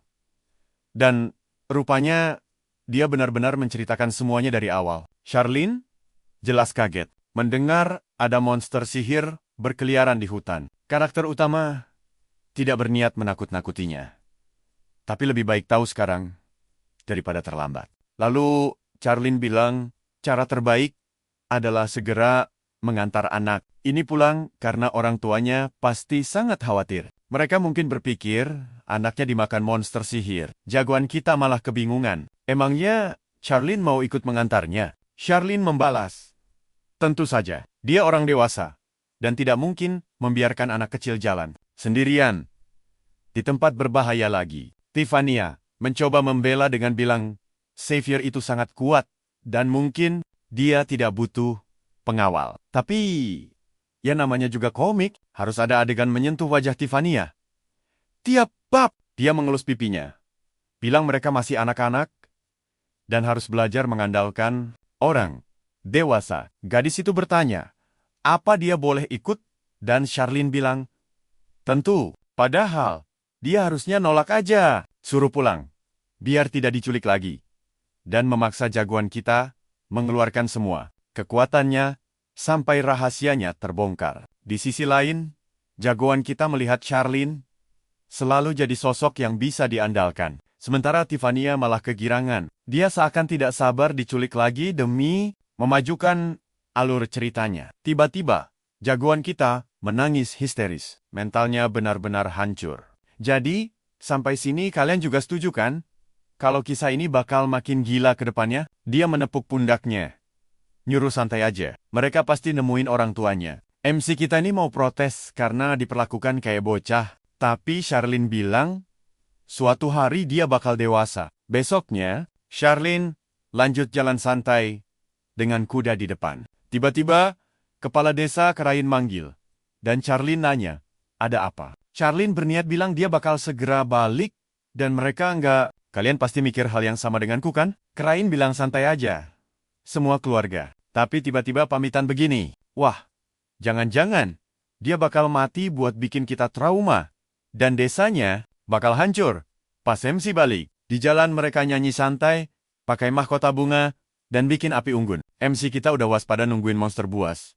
Tapi, nihil. Sepi banget. Perjalanan kelewat damai, dan sekarang mereka udah sampai di depan Kastil Charpin. Sementara itu, ibunya MC lagi nangis histeris, nyariin Xavier. Tunggu dulu. Helena beneran gak ngasih tahu siapapun. Kalau bocah itu duel 1 lawan 1 sama monster, logikanya sih udah pasti tewas. Ayahnya bilang mau lanjut nyari dan nyuruh si ibu istirahat. Tapi ibunya nolak mentah-mentah. Ayahnya maksa karena ibunya udah nggak tidur berhari-hari, dia janji bakal nemuin Xavier. Jadi, si ibu harus diam di rumah. Ekspresi ibunya berubah gelap. Nanya, apa anaknya udah beda alam? Ayahnya bantah. Mustahil lah. Dia kan tokoh utama cerita ini. Mana mungkin mati secepat itu? Tapi ibunya tetap ngeyel. Bilang, di lokasi jatuhnya kosong melompong. Pasti, anaknya udah jadi cemilan monster. Si ayah nyuruh tetap optimis. Xavier pasti masih hidup. Di sisi lain, adiknya nangis, kejar, nyariin kakaknya. Adegan pindah ke Klaus V yang lagi kejebak rutinitas hariannya, yaitu diomelin bapaknya sendiri. Sumpah, aku nggak tahu harus kasihan atau gimana. Klaus, mohon-mohon ke bapaknya buat ngirim tim pencari demi nyelamatin temannya. Tapi bapaknya malah duduk santai sambil ngebul, bilang nggak ada untungnya nyelamatin bocah, antah berantah. Klaus debat, kalau bocah itu udah nyelamatin nyawanya. Tapi ya elah, alasan itu nggak bakal mempan buat bapak yang sama sekali nggak peduli sama anaknya sendiri. Sang ayah malah ngamuk. Lihat anaknya sujud demi orang biasa. Keadaan makin panas. Ayahnya nyengkeram dia dan teriak, "Kamu itu bangsawan, ngapain ngerendahin diri demi rakyat jelata?" Astaga. Ingat, cuma ada dua jenis manusia di dunia ini. Bangsawan dan rakyat biasa yang hidup cuma buat ngasih makan kita. Dia ngebanting anaknya ke lantai dan nyuruh dia belajar nikmatin privilege bangsawan dan mertahaninnya. Dia harus patuh 100% pada perintah. Fix. Bapaknya gila hormat. Katanya, di momen itu, Klaus mulai ngerasa ada yang salah dengan sistem ini. Mungkin ini bukan hidup yang dia mau. Coba kalian perhatiin ini. Di bab sebelumnya, dia mau beli cewek pakai 3 koin emas. Sekarang malah sok suci. Nyari jalan kebenaran. Maksa kita buat simpati? Otter, maumu apa sih? Lanjut ke adegan Tiffania yang girang banget. Buka jendela. Dan ngeliat burung-burung kecil lagi main di luar. Kakaknya nanya, dia lagi liatin apa? Dan dia jawab, burungnya lagi main. Santai. Tapi, kakaknya bilang itu bukan main.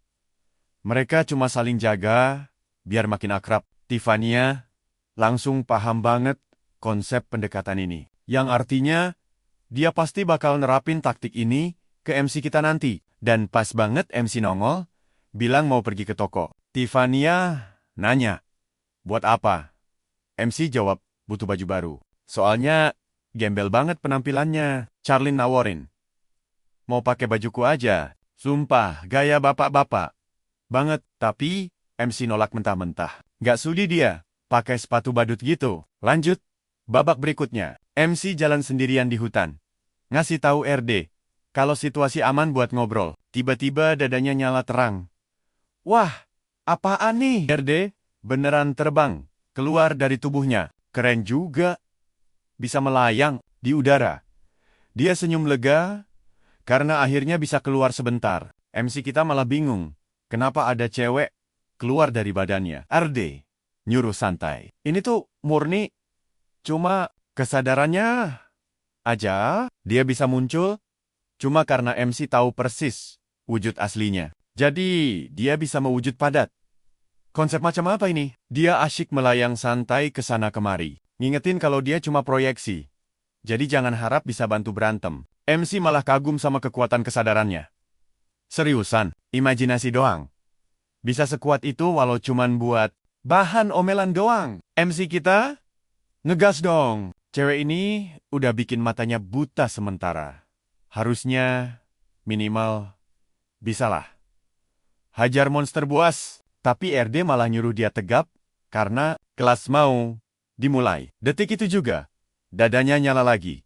Dan ada energi yang buka portal mata di pohon. MC kaget banget lihatnya. Tapi, RD nyuruh dia berhenti. Bengong. Kayak orang desa, dan buruan masuk. Banyak PR nih. MC nanya mau ngapain, dan RD ngejelasin monster yang dia lawan kemarin itu kelewat cupu. Makanya, dia udah nyiapin samsak latihan khusus. MC langsung senyum girang. Halah, Paling bentar lagi nangis. RD ngingetin. Hati-hati, kelihatannya gampang. Tapi, kalau kebanyakan mati, dia bakal gagal total di ujian ini. Dia protes, pengen cepat pulang. Biar ortunya nggak jantungan. Tapi, RD nyuruh cepat masuk, nggak ada waktu buat debat. Singkatnya, RD langsung ngelempar dia masuk dan pohonnya tertutup rapat. Tahan napas? Ya dari sini alurnya makin gila. RD cuma diam, lalu menghilang. Tiba-tiba, MC udah ada di dimensi lain, dengan panel status melayang, yang nampilin nama Xavier Benedict, lengkap dengan skill sihir dan pedang. Tiba-tiba, whoosh, sesuatu terwujud di tangannya. Yep, belati andalannya, tepat di depan mata, satu pasukan golem, batu raksasa, mulai maju, menyerang. Ujian pertama. Bantai 5 golem dalam waktu 10 menit. RD ngasih tahu, karena ini perdana, dia bakal dapat bocoran, tapi selanjutnya mandiri. Dan mending dia camkan baik-baik. Kalau kalah terus, staminanya bakal habis, dan ujiannya jadi mustahil dilewati. Habis itu, RD cuma ngucapin, semoga sukses. Cuma gitu doang? Tipsnya kocak. Nah, si golem langsung ngerusuh.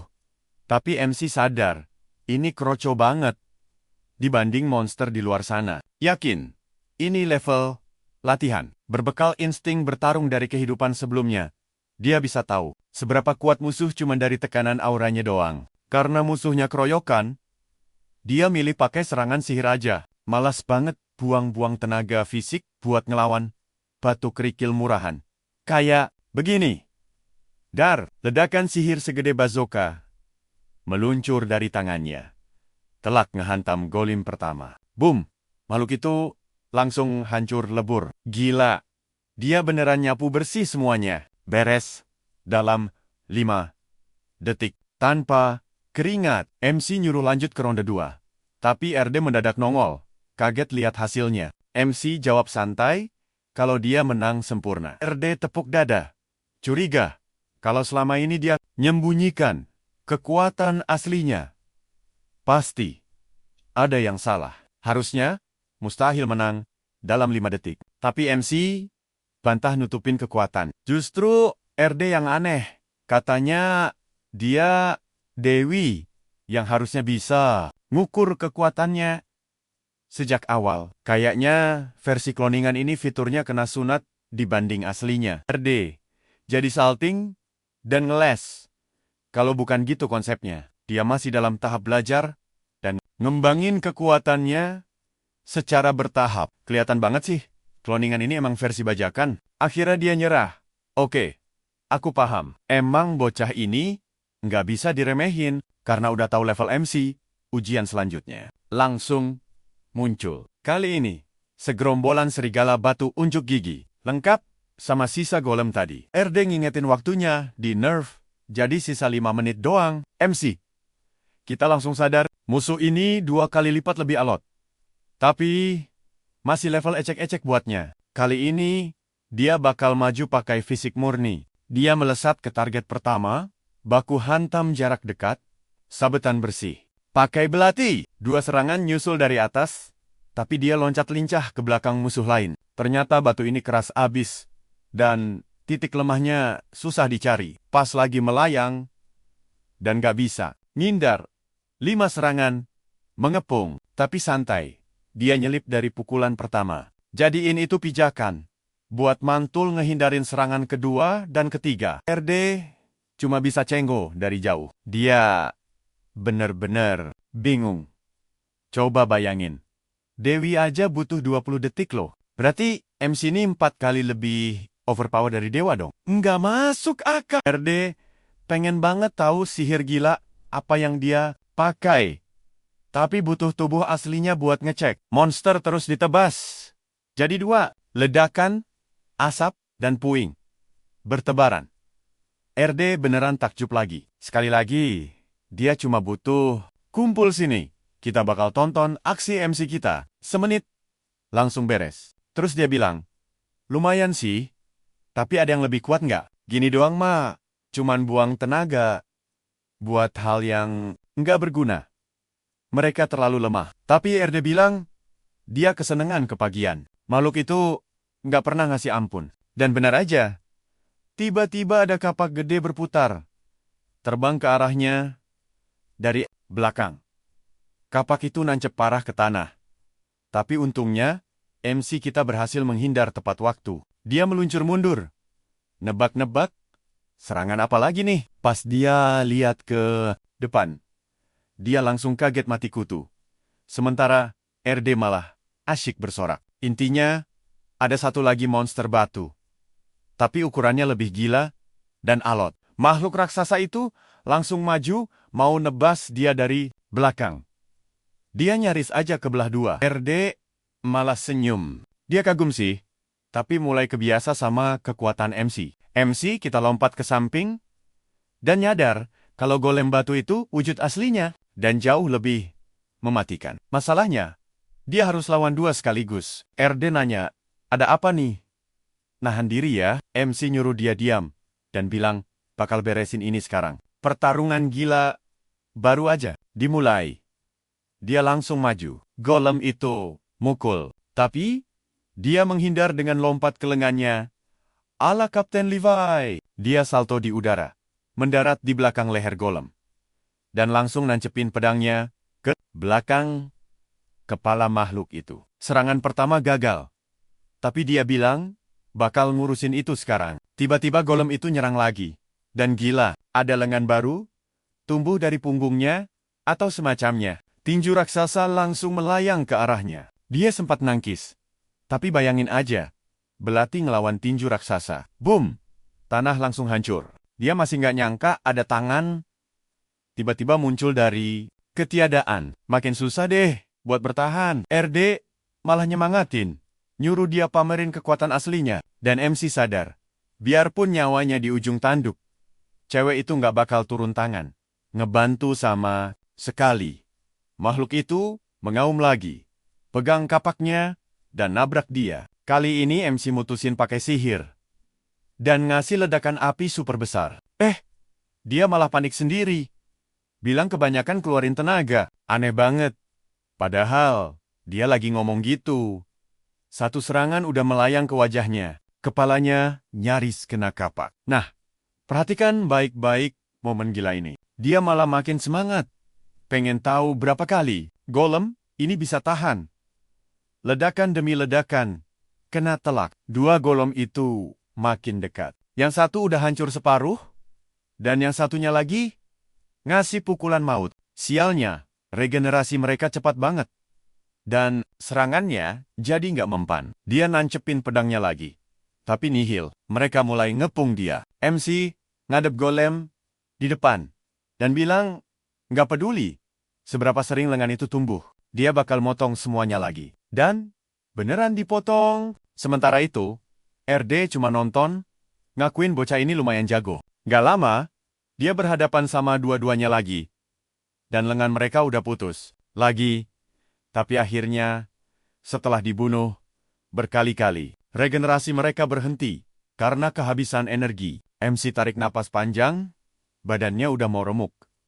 Tapi anehnya, ini pertanda bagus buat dia karena gitu cara dia nambah kuat. Dia yakin, ketemu RD itu keberuntungan murni. Klasik banget ya. Terus dia bilang, cuma butuh satu celah lagi dan langsung melesat ke arah dua golem. Itu membelah tepat di tengah. Pecahan batu meledak kemana-mana. Dan RD bilang, gerakannya luar biasa. MC makin panas, nantangin siapa lawan berikutnya. RD natap wajahnya dan sadar, bocah ini benar. Benar monster.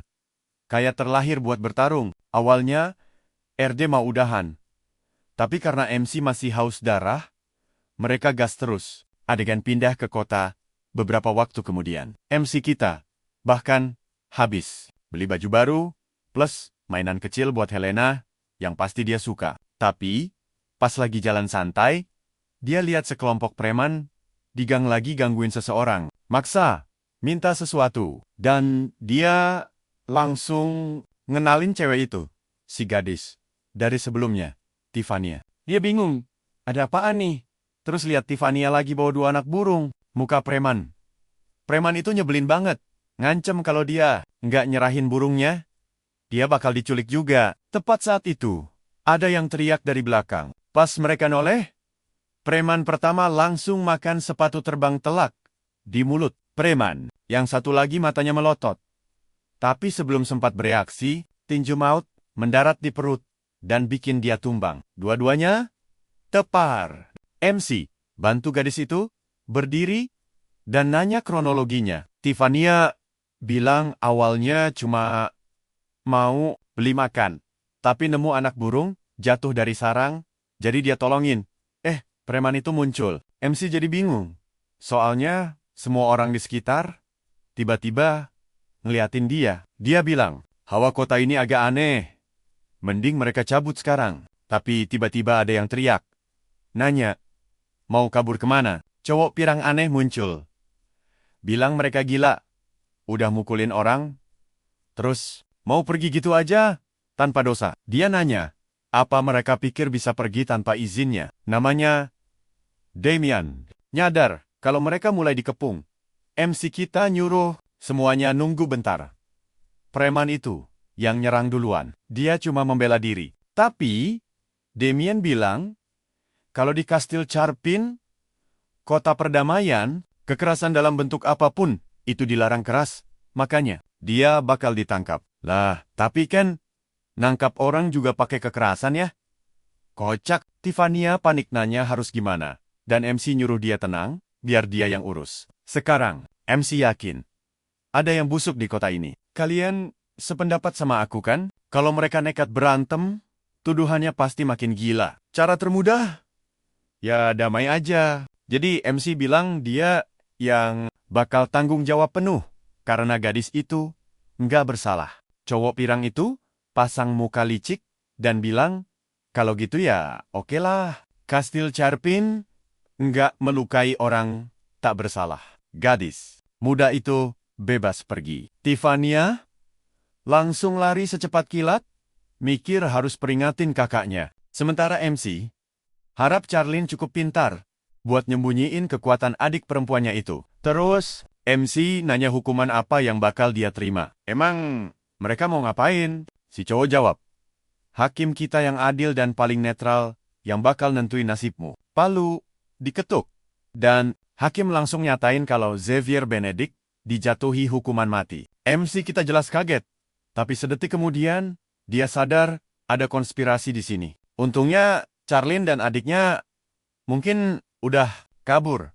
Artinya kalau mau pergi sekarang, dia bisa aja bikin rusuh, terus cabut. Tapi dia malah iseng nantangin dan bilang, yang mulia, vonis itu nggak masuk akal. Seseorang nyuruh dia buat diam. Tapi dia nanya, apa mereka benar-benar nyalahgunain kekuasaan buat hukum warga sipil sementara? Iblis bebas berkeliaran. Hakim bilang nggak peduli apa omongannya, dia nggak bakal bisa lolos. Jadi, MC pakai sihir api dan bilang dia harus ngajarin mereka gimana cara kabur yang elegan. Orang itu panik, nanya, apa bocah ini beneran penyihir? Nggak dong. Dia cuma nyalain 5 batang korek api di tangannya. Damian udah kelihatan keringat dingin. Dia noleh dan bilang, ini bahaya. Mereka harus lapor ke tuan kota. Makin banyak pasukan datang nodongin tombak ke arah MC. Sementara hakim teriak, kalau jadi penyihir nggak ngasih dia hak buat lecehin pengadilan. Dia disuruh nyerah, karena mustahil bisa kabur dari kastil ini. Tapi itu malah bikin MC kita makin semangat.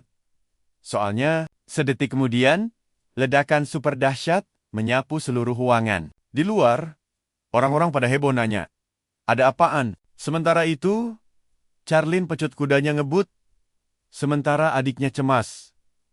Nanya apa cowok itu? Bakal? Baik-baik aja. Charlene bilang, percaya aja. Xavier udah pesan, kalau mereka bareng malah jadi beban. Demi kebaikan Xavier, mereka harus pergi sejauh mungkin dari kota laknat ini. Orang-orang yang ngelihat ledakan di pengadilan pada bingung apa yang hancur. Sementara, MC kita dengan santainya menyelinap kabur di latar belakang. Api dan semua kepanikan itu cukup buat ngulur waktu. Yang terpenting, Charlene dan Nina bisa lolos dengan selamat. Dia lari lewatin jalanan, dan adegan pindah ke kastil dengan penjaga di depan. Damien datang heboh, bilang ada urusan darurat sama tuannya. Tapi kocaknya, dia malah kesandung jatuh nyungsep dan ngejatuhin anak kucing kecil. Adegan terus pindah ke hutan. Charlene berhenti di tengah antah berantah dan bilang mereka bakal kemah di situ. Tiffany nanya apa? Dia benar-benar yakin Xavier bisa lolos. Charlene bilang bocah itu udah nyelamatin mereka 2 kali. Jadi mereka harus percaya. Yang bisa mereka lakukan cuma berharap dia selamat. Gila ya cerita ini? Pastikan kalian dan aku nonton terus kelanjutannya. Karena pertarungan ke depan bakal makin gila dan gak terhindarkan lagi. Lagi bingung mau ngapain, tiba-tiba ada tangan dari belakang yang langsung meluk perutnya. Dia digendong lompat dari satu atap ke atap lain, terus dilempar masuk ke dalam. Cerobong! Asa! Sumpah, kalian pasti mikir ini kocak banget. Dia diangkut kayak karung beras tanpa perlawanan. MC kita bangun masih syok, karena hawa kehadiran orang ini beneran nol besar. Lalu, pria itu mulai ngenalin diri. Dia Kapten Satria Kastil, Charpin, Soren Theolon, Bonen. Namanya kepanjangan dan ribet abis. Kita panggil aja Soren ya. MC kita kayaknya kenal nih. Soren. Ini Sang Sens Perchan, legendaris. Soren malah bingung. Ya iyalah, itu kan gelar masa depan. Dan ketawa ngerasa, si bocah terlalu lebay. Terus, MC mulai deh pidato andalannya. Tiap ketemu orang penting. Di kehidupan lalunya, pas perang lawan Raja Iblis, pria ini bertarung gila-gilaan di garis depan. Setelah 10 tahun perang, dia ngilang. Gak nyangka, dia malah jadi kapten. Di sini, Soren natap dia tajam. Nanya nih, bocah lagi ngapain sebenarnya? MC tiba-tiba ngegas. Bilang dia nggak nyangka orang sehebat Soren mau gabung sama tempat kejam. Kayak gini, Soren bilang dia terlalu cepat nyimpulin. Tapi MC jelasin, kalau dia cuma nyelamatin cewek di jalan, malah divonis mati. Logika dari mana tuh? Kalau aturannya begini, udah berapa banyak orang tak bersalah yang mati? Soren berdiri dan bilang, MC udah bakar banyak orang pakai sihir api. Jadi nggak usah ceramah. Maaf aja nih. Tapi itu salah besar. Jia, kan mau dieksekusi. Itu namanya bela diri, bos. MC bilang, itu cuma pengalih perhatian doang. Lagian, pengadilan busuk itu emang pantas jadi abu. Tiba-tiba, Soren nyabut pedangnya, nodongin pas di depan muka MC. Dan nanya, siapa dia sebenarnya? Aneh banget. Bocah sekecil itu bisa ngendaliin sihir. Tapi MC kita sama sekali nggak takut. Dia malah nanya balik, apa Soren beneran bakal bunuh dia? Cuma buat cari tahu kebenarannya. Soren cuek. Dan nanya, apa bocah ini bisa pakai pedang? Sekarang gantian MC yang shock berat. Kok dia bisa tahu? Padahal MC nggak pernah pegang pedang sama sekali loh. Soren bilang, ekspresi wajahnya udah ngejawab semuanya. Jadi, bocah ini jenius yang bisa sihir sekaligus pedang. Super langka Kai. Sayangnya, dia belum belajar cara nyembunyiin emosi di depan musuh. Coba kalian bayangin, posisi MC sekarang. Bingung kan, apa orang ini mau ngajak berantem? MC emang udah latihan gila-gilaan selama 10 tahun terakhir. Tapi yang berdiri di depannya adalah pria bergelar Dewa Pedang. Dan saat ini, level kekuatannya aja susah banget ditebak. Soren nyuruh si bocah, santai aja. Mukanya udah tegang banget tuh. Nggak perlu panik. Soren nggak niat nangkep dia kok. MC makin gagal paham. Kenapa Soren malah ketawa dan bilang nih bocah kepo banget. Dia benar-benar masih blank. Lalu Soren ngulurin tangannya dan bilang dia suka orang berbakat. Gimana kalau MC jadi muridnya aja? MC makin ngebak. Kenapa orang sekuat dia nawarin hal kayak gitu tiba-tiba? Soren ngejelasin. Kalau dia itu OP banget. Jadi, muridnya juga wajib punya bakat yang nggak ngotak. MC akhirnya ngasih tahu namanya, dan Soren ngerasa pernah dengar nama Benedict sebelumnya. Pokoknya, dia butuh jawaban. Sekarang, dan MC, jawab ya. Jelas, dia tertarik jadi muridnya. Masalahnya, dia udah kelamaan minggat dari rumah, dan dia harus buruan balik, biar keluarganya nggak jantungan. Soren nanya apa dia kabur dari rumah. Tapi MC bilang ceritanya panjang banget, bos. Yang penting sekarang, dia itu buronan kelas kakap di kota Charpin. Yang artinya, dia bakal bawa sial buat Soren kalau terus bareng dia. Soren bilang, masa bodoh. Kastil Charpin, yang sekarang udah beda jauh dari yang dia kenal. MC sadar kalau Soren aja nggak terima sama aturan busuk tempat itu. Soren nanya di mana rumahnya, dan MC jawab di Kastil Tulang. Soren santai bilang, oke, dia bakal nganterin ke sana dalam sehari. Xavier makin bingung. Apa dia beneran mau ninggalin kotanya? Soren jelasin kalau sekarang dia cuma pajangan doang. Dia nggak ngapa-ngapain cuy. Nggak bakal ada yang sadar kalau dia ngilang beberapa hari. MC shock berat. Gimana ceritanya Soren yang legendaris kehilangan kekuasaannya di antara para satria? Sebenarnya apa yang terjadi di Karpin sih? Tiba-tiba bapak ini langsung nyeletuk santai. Oke, ayo berangkat. Sekarang, ayo bocah. MC yang masih loading cuma bisa melongo. Hah, pergi kemana? Soren bilang, santai. Aku udah nyiapin kuda. Biar kita bisa cabut dari sini. MC masih agak linglung. Ini gampang banget gila. Apa bapak ini beneran ngebet jadiin dia murid? Ya udahlah. Untuk sekarang, dia bakal rahasiain soal Charlene dan Tiffany-nya. Soalnya, siapa tahu ini semua jebakan Batman, kan? Kan? Akhirnya, mereka sampai di sebuah rumah. Soren buka gerbang dan manggil anak bernama Lucia di ayunan. Jujur aja nih, kalian pasti sadar, manhwa ini banyak banget karakter bocilnya kan? Ampun FBI, aku cuma nyampein fakta aja di sini. Nggak ada maksud aneh-aneh. Anak itu lari kegirangan. Meluk Soren, nanya kabarnya. Dan Soren nanya apa dia kangen papanya. Buset, kirain tadi ini adiknya. Ternyata, bapak satu ini udah berkeluarga cuy. Gadis kecil itu nanya, siapa orang aneh di sebelahnya? Soren bilang, itu muridnya. Dia langsung lari manggil ibunya, sambil teriak, kalau papanya bawa pulang. Seorang murid, MC. Jadi agak baper nih. Gadis kecil ini ngingetin dia sama adiknya sendiri. Dan di dalam ada istrinya, Alicia Lambinen, yang lagi hamil. Soren masuk rumah dengan gaya bos. Jalan, nyamperin istrinya. Istrinya ketawa kecil. Terus Soren ngenalin MC yang langsung salim dan bilang, salam kenal. Istrinya nanya, apa dia lapar? Si tukang macan ini ya pasti lapar lah. Semuanya kerasa hangat. Istrinya minta maaf karena makanannya seadanya. Tapi MC bilang ini udah lebih dari cukup. Terus Soren ngomong kalau besok pagi mereka bakal pergi. Istrinya agak bingung. Dan Soren jelasin dia harus nganter bocah minggat ini ke orang tuanya biar bisa dibawa balik sebagai murid. MC protes. Jangan perlakuin dia kayak anak kecil. Sementara Soren malah ngakak sampai istrinya bilang bakal nyiapin beberapa kuda dan nyuruh mereka istirahat. Lucia nanya, apa papanya bakal pergi lama? Dan Soren bilang cuma sebentar kok. Belum, kangen juga udah pulang. MC mikir apa? Dia terlalu seudzon ya, ngira bapak ini punya niat jahat. Mungkin Soren gak jahat, tapi orang lain?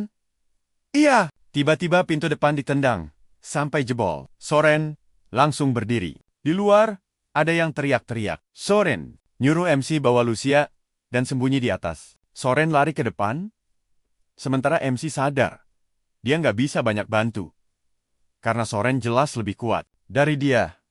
Dia pun lari ke lantai atas, bawa Lucia yang kebingungan. Di luar, Soren nanya ke Alicia. Ada apaan ini? Istrinya bilang ada gerombolan aneh nerobos masuk dan tebak. Siapa? Si Damian yang langsung nyinyir. Kalau sang Kapten Soren kedatangan tamu spesial, Soren nanya, Ngapain mereka di sini? Apa mereka nguntitin dia? Damien jawab, jahat banget sih ngomong gitu ke atasan sendiri. Soren, harusnya jaga omongan. Soren ngegas balik, bilang ini rumahnya, dan dia bebas.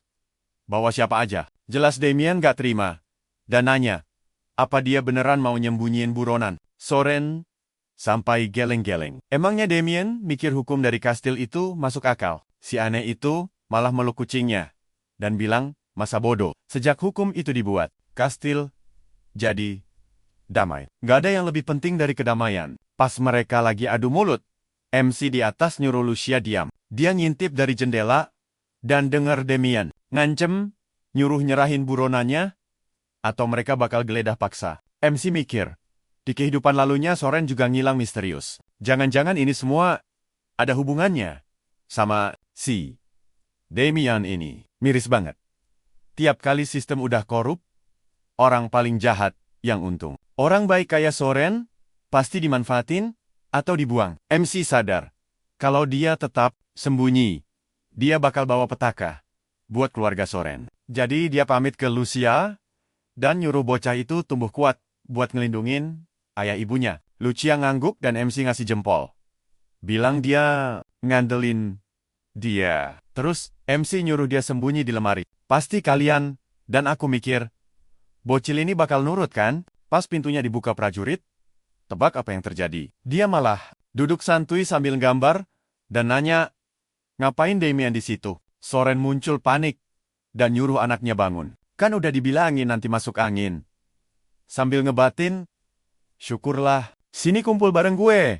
Kita tonton aksi kabur Xavier yang gila. Lucia nanya, ngapain Paman Damien di sana? Si rambut pirang jongkok. Nanya, kemana teman kecilnya tadi? Nggak kelihatan, dia pura-pura polos. Teman apa sih maksudnya? Damien bilang, dia jelas banget lihat mereka berdua naik ke atas bareng. Lucia jawab, mungkin itu hantu.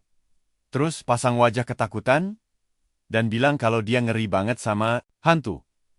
Damien akhirnya nyerah. Gue kira dia bakal ngamuk dan langsung main tebas saja. Tapi serius deh, Soren ini mau keluarganya mati ya? Dia nyamperin Damien dan bilang, kamu udah ngancurin rumahku.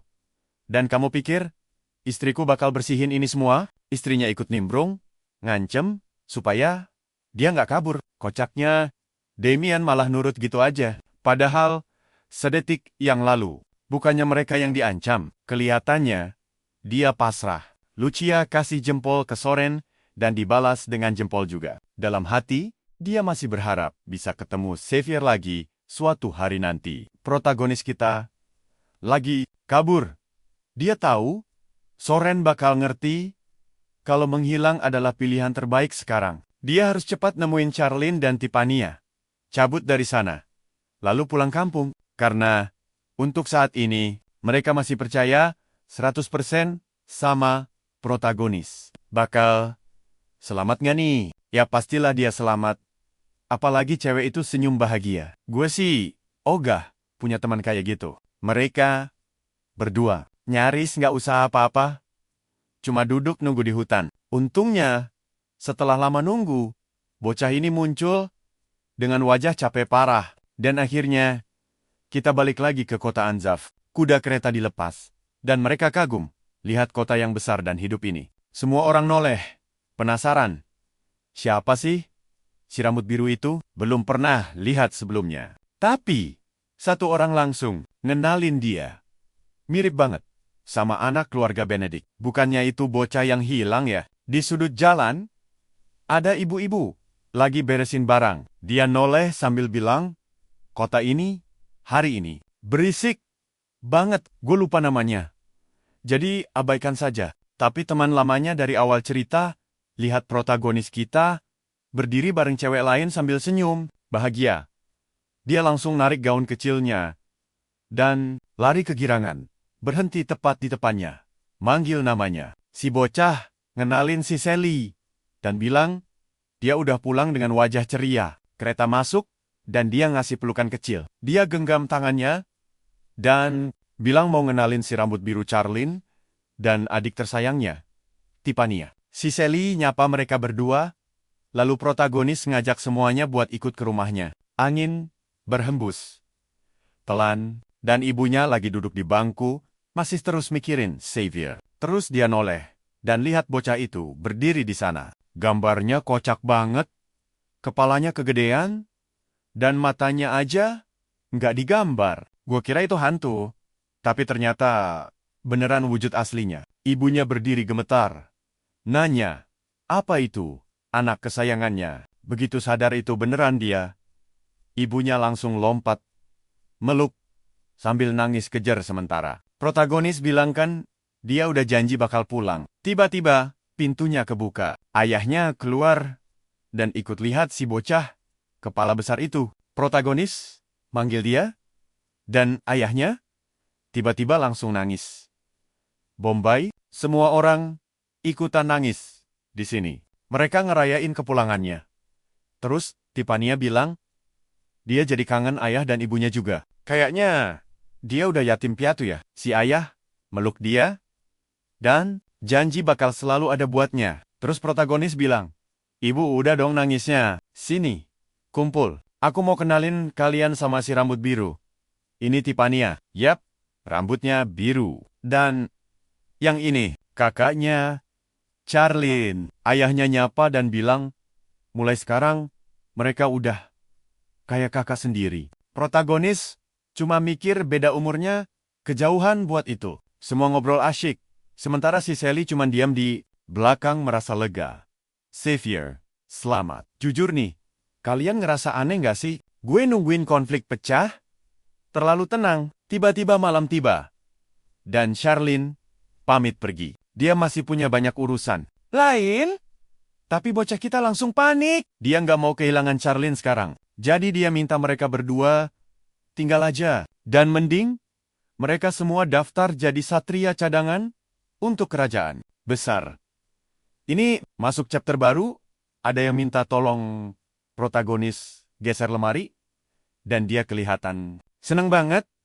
3 tahun berlalu sejak protagonis tahu kalau masa lalu mereka nggak punya keluarga, dia minta mereka tinggal bareng. Sekarang mereka lagi persiapan akhir buat seleksi satria. Adegan pindah ke Kastil Bani. Ada 2 gadis kecil lagi asyik lari-larian ke sana kemari. Ternyata itu Tiffany dan Cecily lagi main seru banget. Umur mereka sekarang 11 tahun. Kayaknya semua tinggal serumah deh.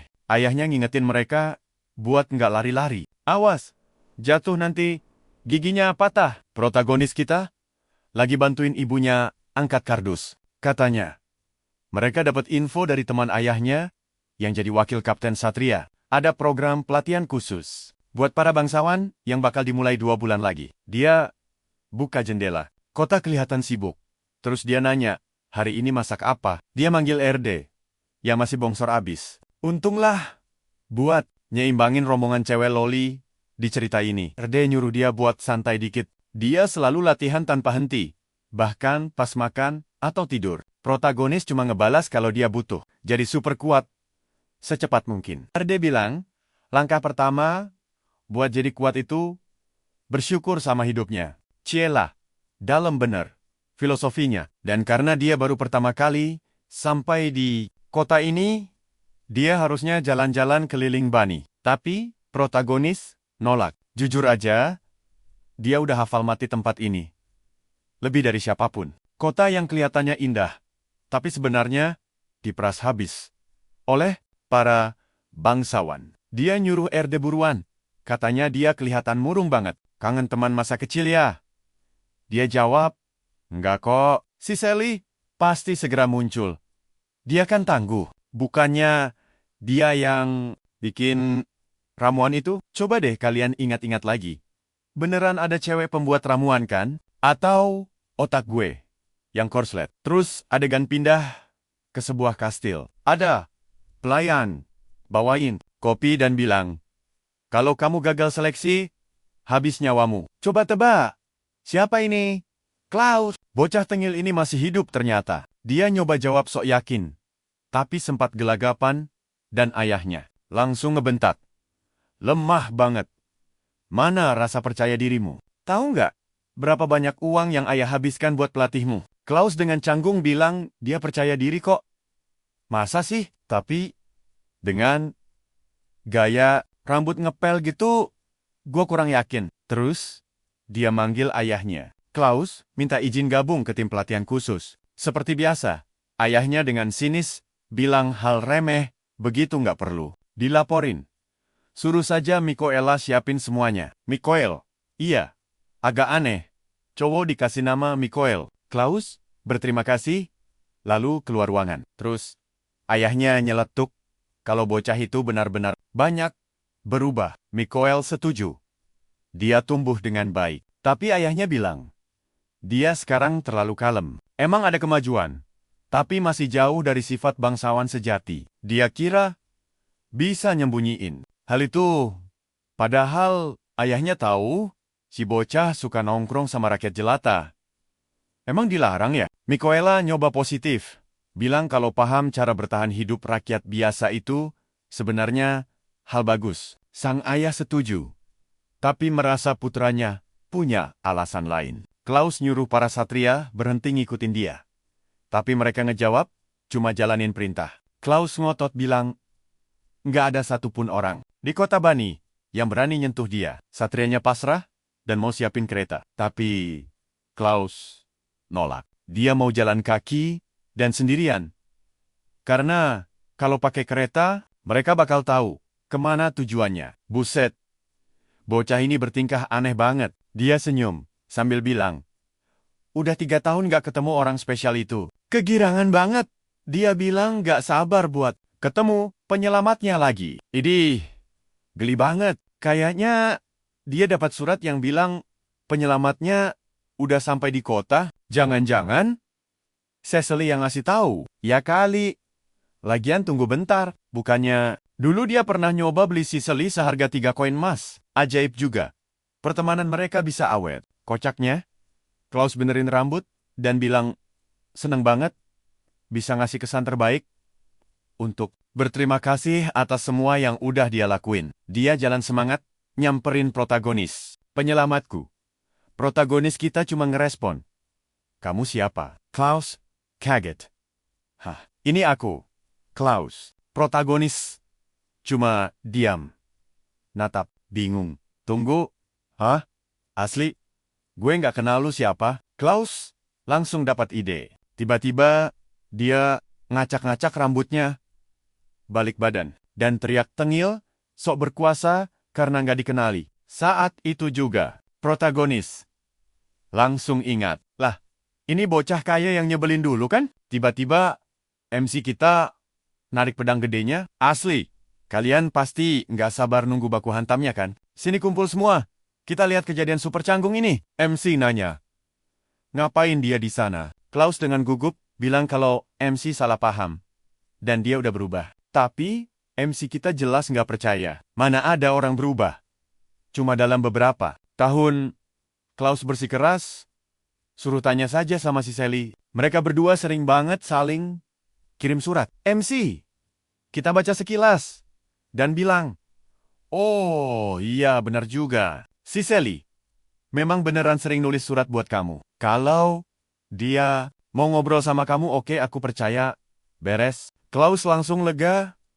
Dan detik berikutnya, dia berterima kasih karena MC udah nyelamatin nyawanya waktu itu. Dan mulai sekarang, sampai kapanpun, dia bakal terus manggil dia kakak. Bocah ini langsung lari meluk MC dan bilang, udah lama banget nungguin hari ini tiba. Kalau kakaknya butuh bantuan apa aja, tinggal bilang. MC kita tanpa ragu langsung menyuruh hal pertama yang harus dia lakuin adalah lepasin pelukannya dan mundur sejauh mungkin. Klaus langsung menjauh dan MC penasaran, terus ada apa sebenarnya nih? Mana para pelayanmu? Klaus menjawab kalau dia sengaja menyuruh semua orang pergi biar dia bisa dapat ketenangan tanpa diganggu. MC lalu bilang, ya sudah, tapi kalau sampai ada orang lewat, tempat ini bakal cepat banget penuhnya. Jadi, cepat sana, masuk ke dalam. Klaus langsung kegirangan parah dan MC nyuruh dia buat bersyukur karena dapat kesempatan langka mampir ke rumah kakaknya. Klaus lari sana-sini super heboh. sementara MC bergumam dalam hati. Nggak masuk akal. Pasti ada orang yang sengaja pakai semacam sihir aneh ke anak ini, sampai dia bisa berubah drastis begini. Terus, dia ketemu orang tua MC, dan Klaus langsung membungkuk hormat, ngenalin dirinya sebagai orang yang dulu hampir aja dimakan sama monster ajaib itu. Orang tua MC beneran masih kebingungan total, sementara MC cuma nyuruh mereka buat cuekin dia aja. Anak ini agak gesrek otaknya. Klaus langsung menyahut, "Kakak, beneran kelihatan sama sekali nggak bisa menghargai rasa terima kasih." Dan si ayah mikir ini aneh banget. Sejak kapan anaknya tiba-tiba jadi seorang kakak? Terus, bocah ini siapa coba? Lalu Tiffany yang muncul.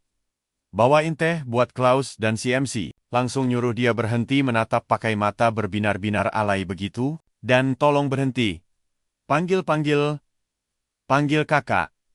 Terus-terusan, panggil pakai nama asliku aja. MC kepikiran ini adalah pertama kalinya dia melihat ada seorang bangsawan aneh kayak dia. Dan rasanya ada yang gak beres. Lalu Klaus ngasih tahu kalau dia juga bakal ikut pelatihan khusus. Jelas banget kalau dia bisa masuk lewat jalur orang dalam. Bukan karena bakat. Tapi ini bakal jadi kali terakhir dia pakai koneksi. Dia pengen jadi lebih kuat, biar bisa meraih masa depan murni, pakai usahanya sendiri. MC lalu merenung. Gimana semua orang pada tahu kalau kesatria itu bangsawan?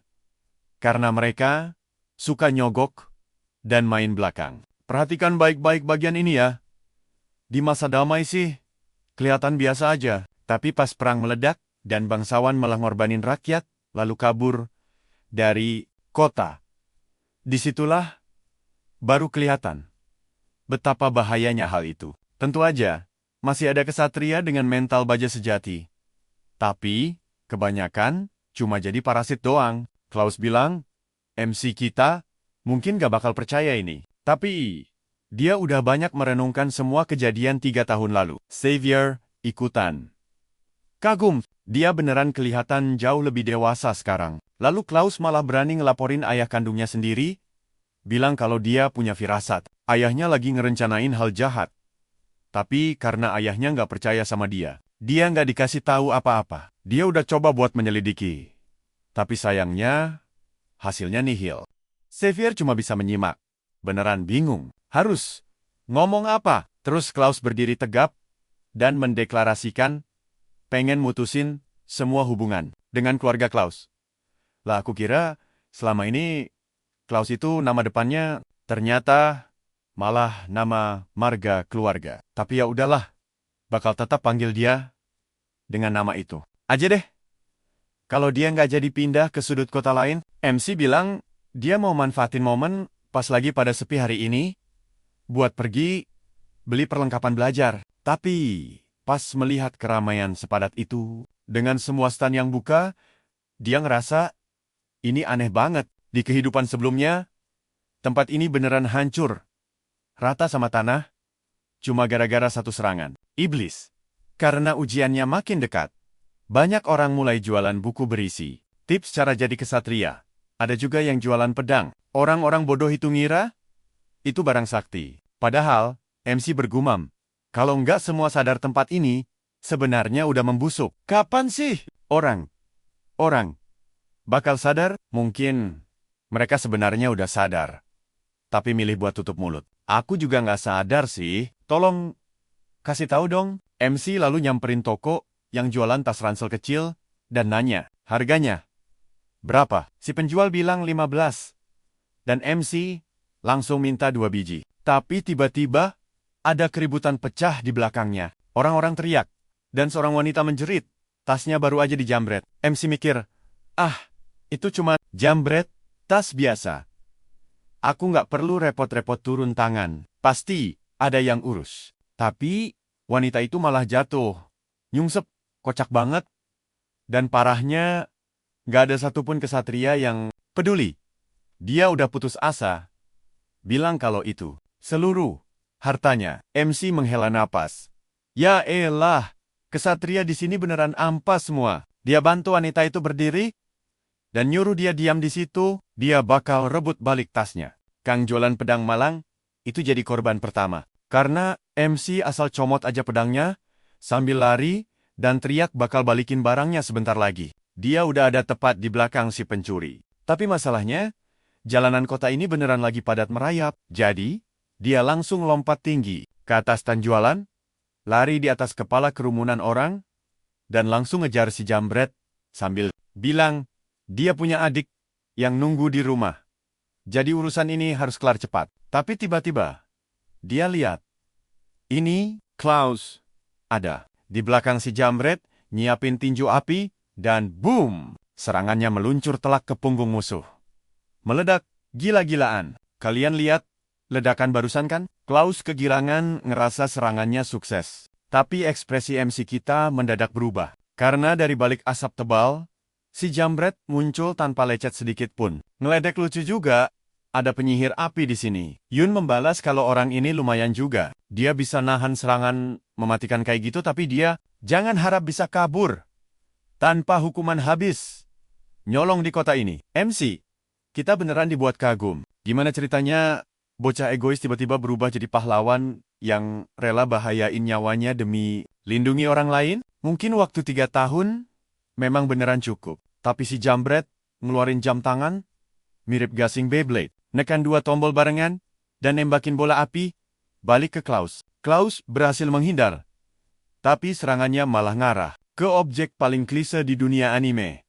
Seorang gadis kecil yang mau tewas lagi. Untungnya, MC datang tepat waktu dan berhasil nyelamatin dia. Aku kira dia tadi bakal bikin perisai sihir pelindung. Dia melempar anak itu ke arah ibunya dan nyuruh buat jagain anaknya.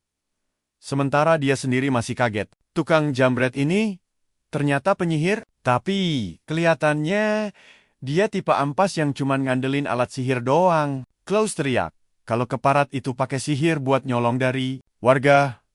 Bener-bener memalukan. Dan ya, isinya cuma lempar-lemparan bola api doang. Di cerita ini, Klaus nembakin satu lagi. Kayaknya itu serangan tingkat menengah dan MC beneran penasaran. Gimana cara orang itu kabur? Ledakan meledak lagi. Ya, dia kabur pakai cara paling biasa. Cuma lompat ke samping. Gaya ninja Naruto banget. Terus Klaus mulai ngeluarin hujan serangan api bertubi-tubi. Asli, dia udah kayak klan Uzumaki aja. Di sisi lain MC makin terkesan dan bilang kali ini Klaus yang menang. Klaus nembakin ledakan raksasa. Mirip bola, semangat, Genkidama. Bahkan si jambret sampai kaget sekarang. Klaus bisa-bisa ngancurin separuh kota pakai jurus ini. Klaus ngeledek udah telat buat pasang muka ketakutan sekarang. Tapi ekspresi si jambret tiba-tiba berubah licik. Dia pamerin jam Beyblade-nya lagi dan bilang, sayang banget, Klaus harus berhadapan sama alat dewa ini. Klaus mengarahkan ledakan raksasa itu padanya, dan si jambret menekan 2 tombol sambil bilang kalau serangan bocah gak bakal mempan. Ledakan gila itu nabrak semacam dinding tak terlihat dan terpelintir. Serangannya nggak cuma berhenti, tapi malah putar balik arah, meluncur balik ke arah Klaus. Bangsawan kecil yang malang itu langsung membeku, nggak tahu harus kabur gimana. Sementara bola api maut itu melesat ke wajahnya. Tapi tenang aja, MC kita langsung turun tangan. Jia, maju. Jadi tameng. Ledakan dahsyat terjadi. Lalu sebuah tangan muncul dari balik kobaran api. Itu MC kita yang berdiri santai pamer aura badas. Klaus sampai terharu. Kakak panutannya muncul nyelamatin nyawanya. Sementara itu, si jambret kebingungan setengah mati. Gimana ceritanya? Bocah ini bisa nahan serangan mematikan pakai tangan kosong. MC kita yang gayanya udah kayak preman nyeletuk kalau jam tangan itu menarik. Saking menariknya, barang itu nggak pantas ada di tangan. Rendahan. Jadi, serahin aja sini. Sebelum orang itu sempat bereaksi, MC melesat maju sambil nanya, apa dia juga bisa nahan tebasan pedang pakai jam mainan itu. Si jambret langsung nekan tombolnya lagi dan teriak, kalau si bocah harus ngerasain sakit dulu, biar paham perbedaan level mereka. Jam pembalik itu ternyata nggak cuma bisa mantulin sihir. Sebuah angin topan tercipta lalu nelan tubuh MC hidup-hidup. Dan dia bahkan sama sekali nggak peduli sama bacotan si jambret. Dia cuma mau ngerebut item itu. Sedetik kemudian, dia kelihatan berhasil menghindar di udara. Tapi serangan lain malah muncul dari bawah dan dari arah belakang. Entah gimana caranya, dia bisa nginjak angin dari serangan musuh dan melesat mendekat kayak peluru. Oh iya, aku sempat lupa. Dia kan punya kekuatan wanita cantik di dalam dirinya. Dan disinilah kita berhenti. Kalian pasti nggak sabar nungguin kelanjutannya kan? Sini kumpul, kita lanjut ke adegan. Gila ini, Xavier berbalik.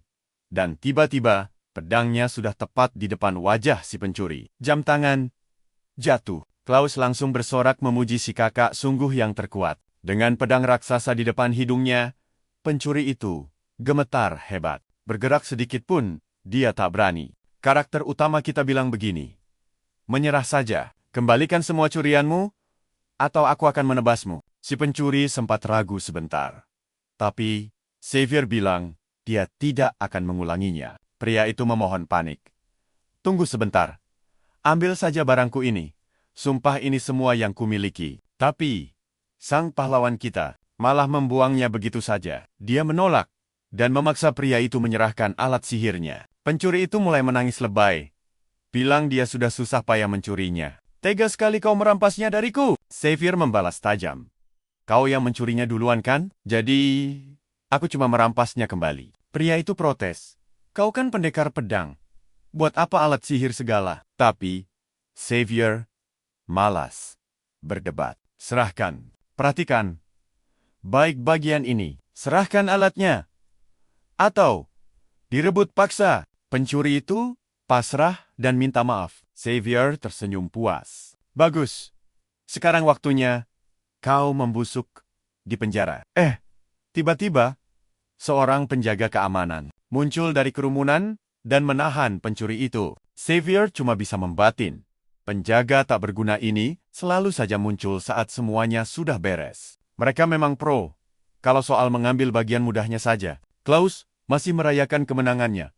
Berterima kasih karena diselamatkan layaknya seorang pangeran. Sementara itu, Xavier sadar kalau Klaus sedang beruntung. Pencuri itu punya barang keren karena memang itu target utamanya. Tapi yang terpenting sekarang, mereka harus mengembalikan barang curian seorang wanita. Awalnya, kukira ransel.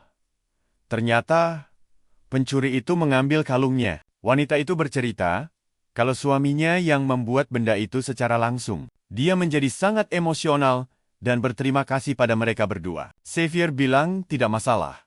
Tapi, ibu harus lebih berhati-hati agar tak kecurian lagi. Klaus terus saja menatap dengan pandangan mata yang berbinar-binar kagum. Dan sumpah, anak ini benar-benar terobsesi. Apa yang bakal terjadi pada anak ini nanti? Dia bisa saja terbunuh kan? Kalau ada yang berani menyakiti Klaus, Xavier pasti bakal ngamuk. Kalian pasti memikirkan hal yang sama denganku kan? Skenario balas dendam itu bakal lebih keren. Xavier pamit mencari barang untuk adiknya. Menyuruh Klaus pulang. Tapi si idiot ini malah menempel terus. Selalu saja dengan tatapan berbinarnya itu. Saat mereka berjalan, ada orang asing yang diam-diam mengamati, bergumam heran. Bagaimana bisa anak pria itu menjadi semacam pembasmi kejahatan? Dan siapa sebenarnya bocah yang mengikutinya itu? Apa dia cuma mau cari perhatian? Agar konten video Mamoru ini makin disukai penonton, jangan lupa aktifkan loncengnya dan sampai jumpa di video berikutnya.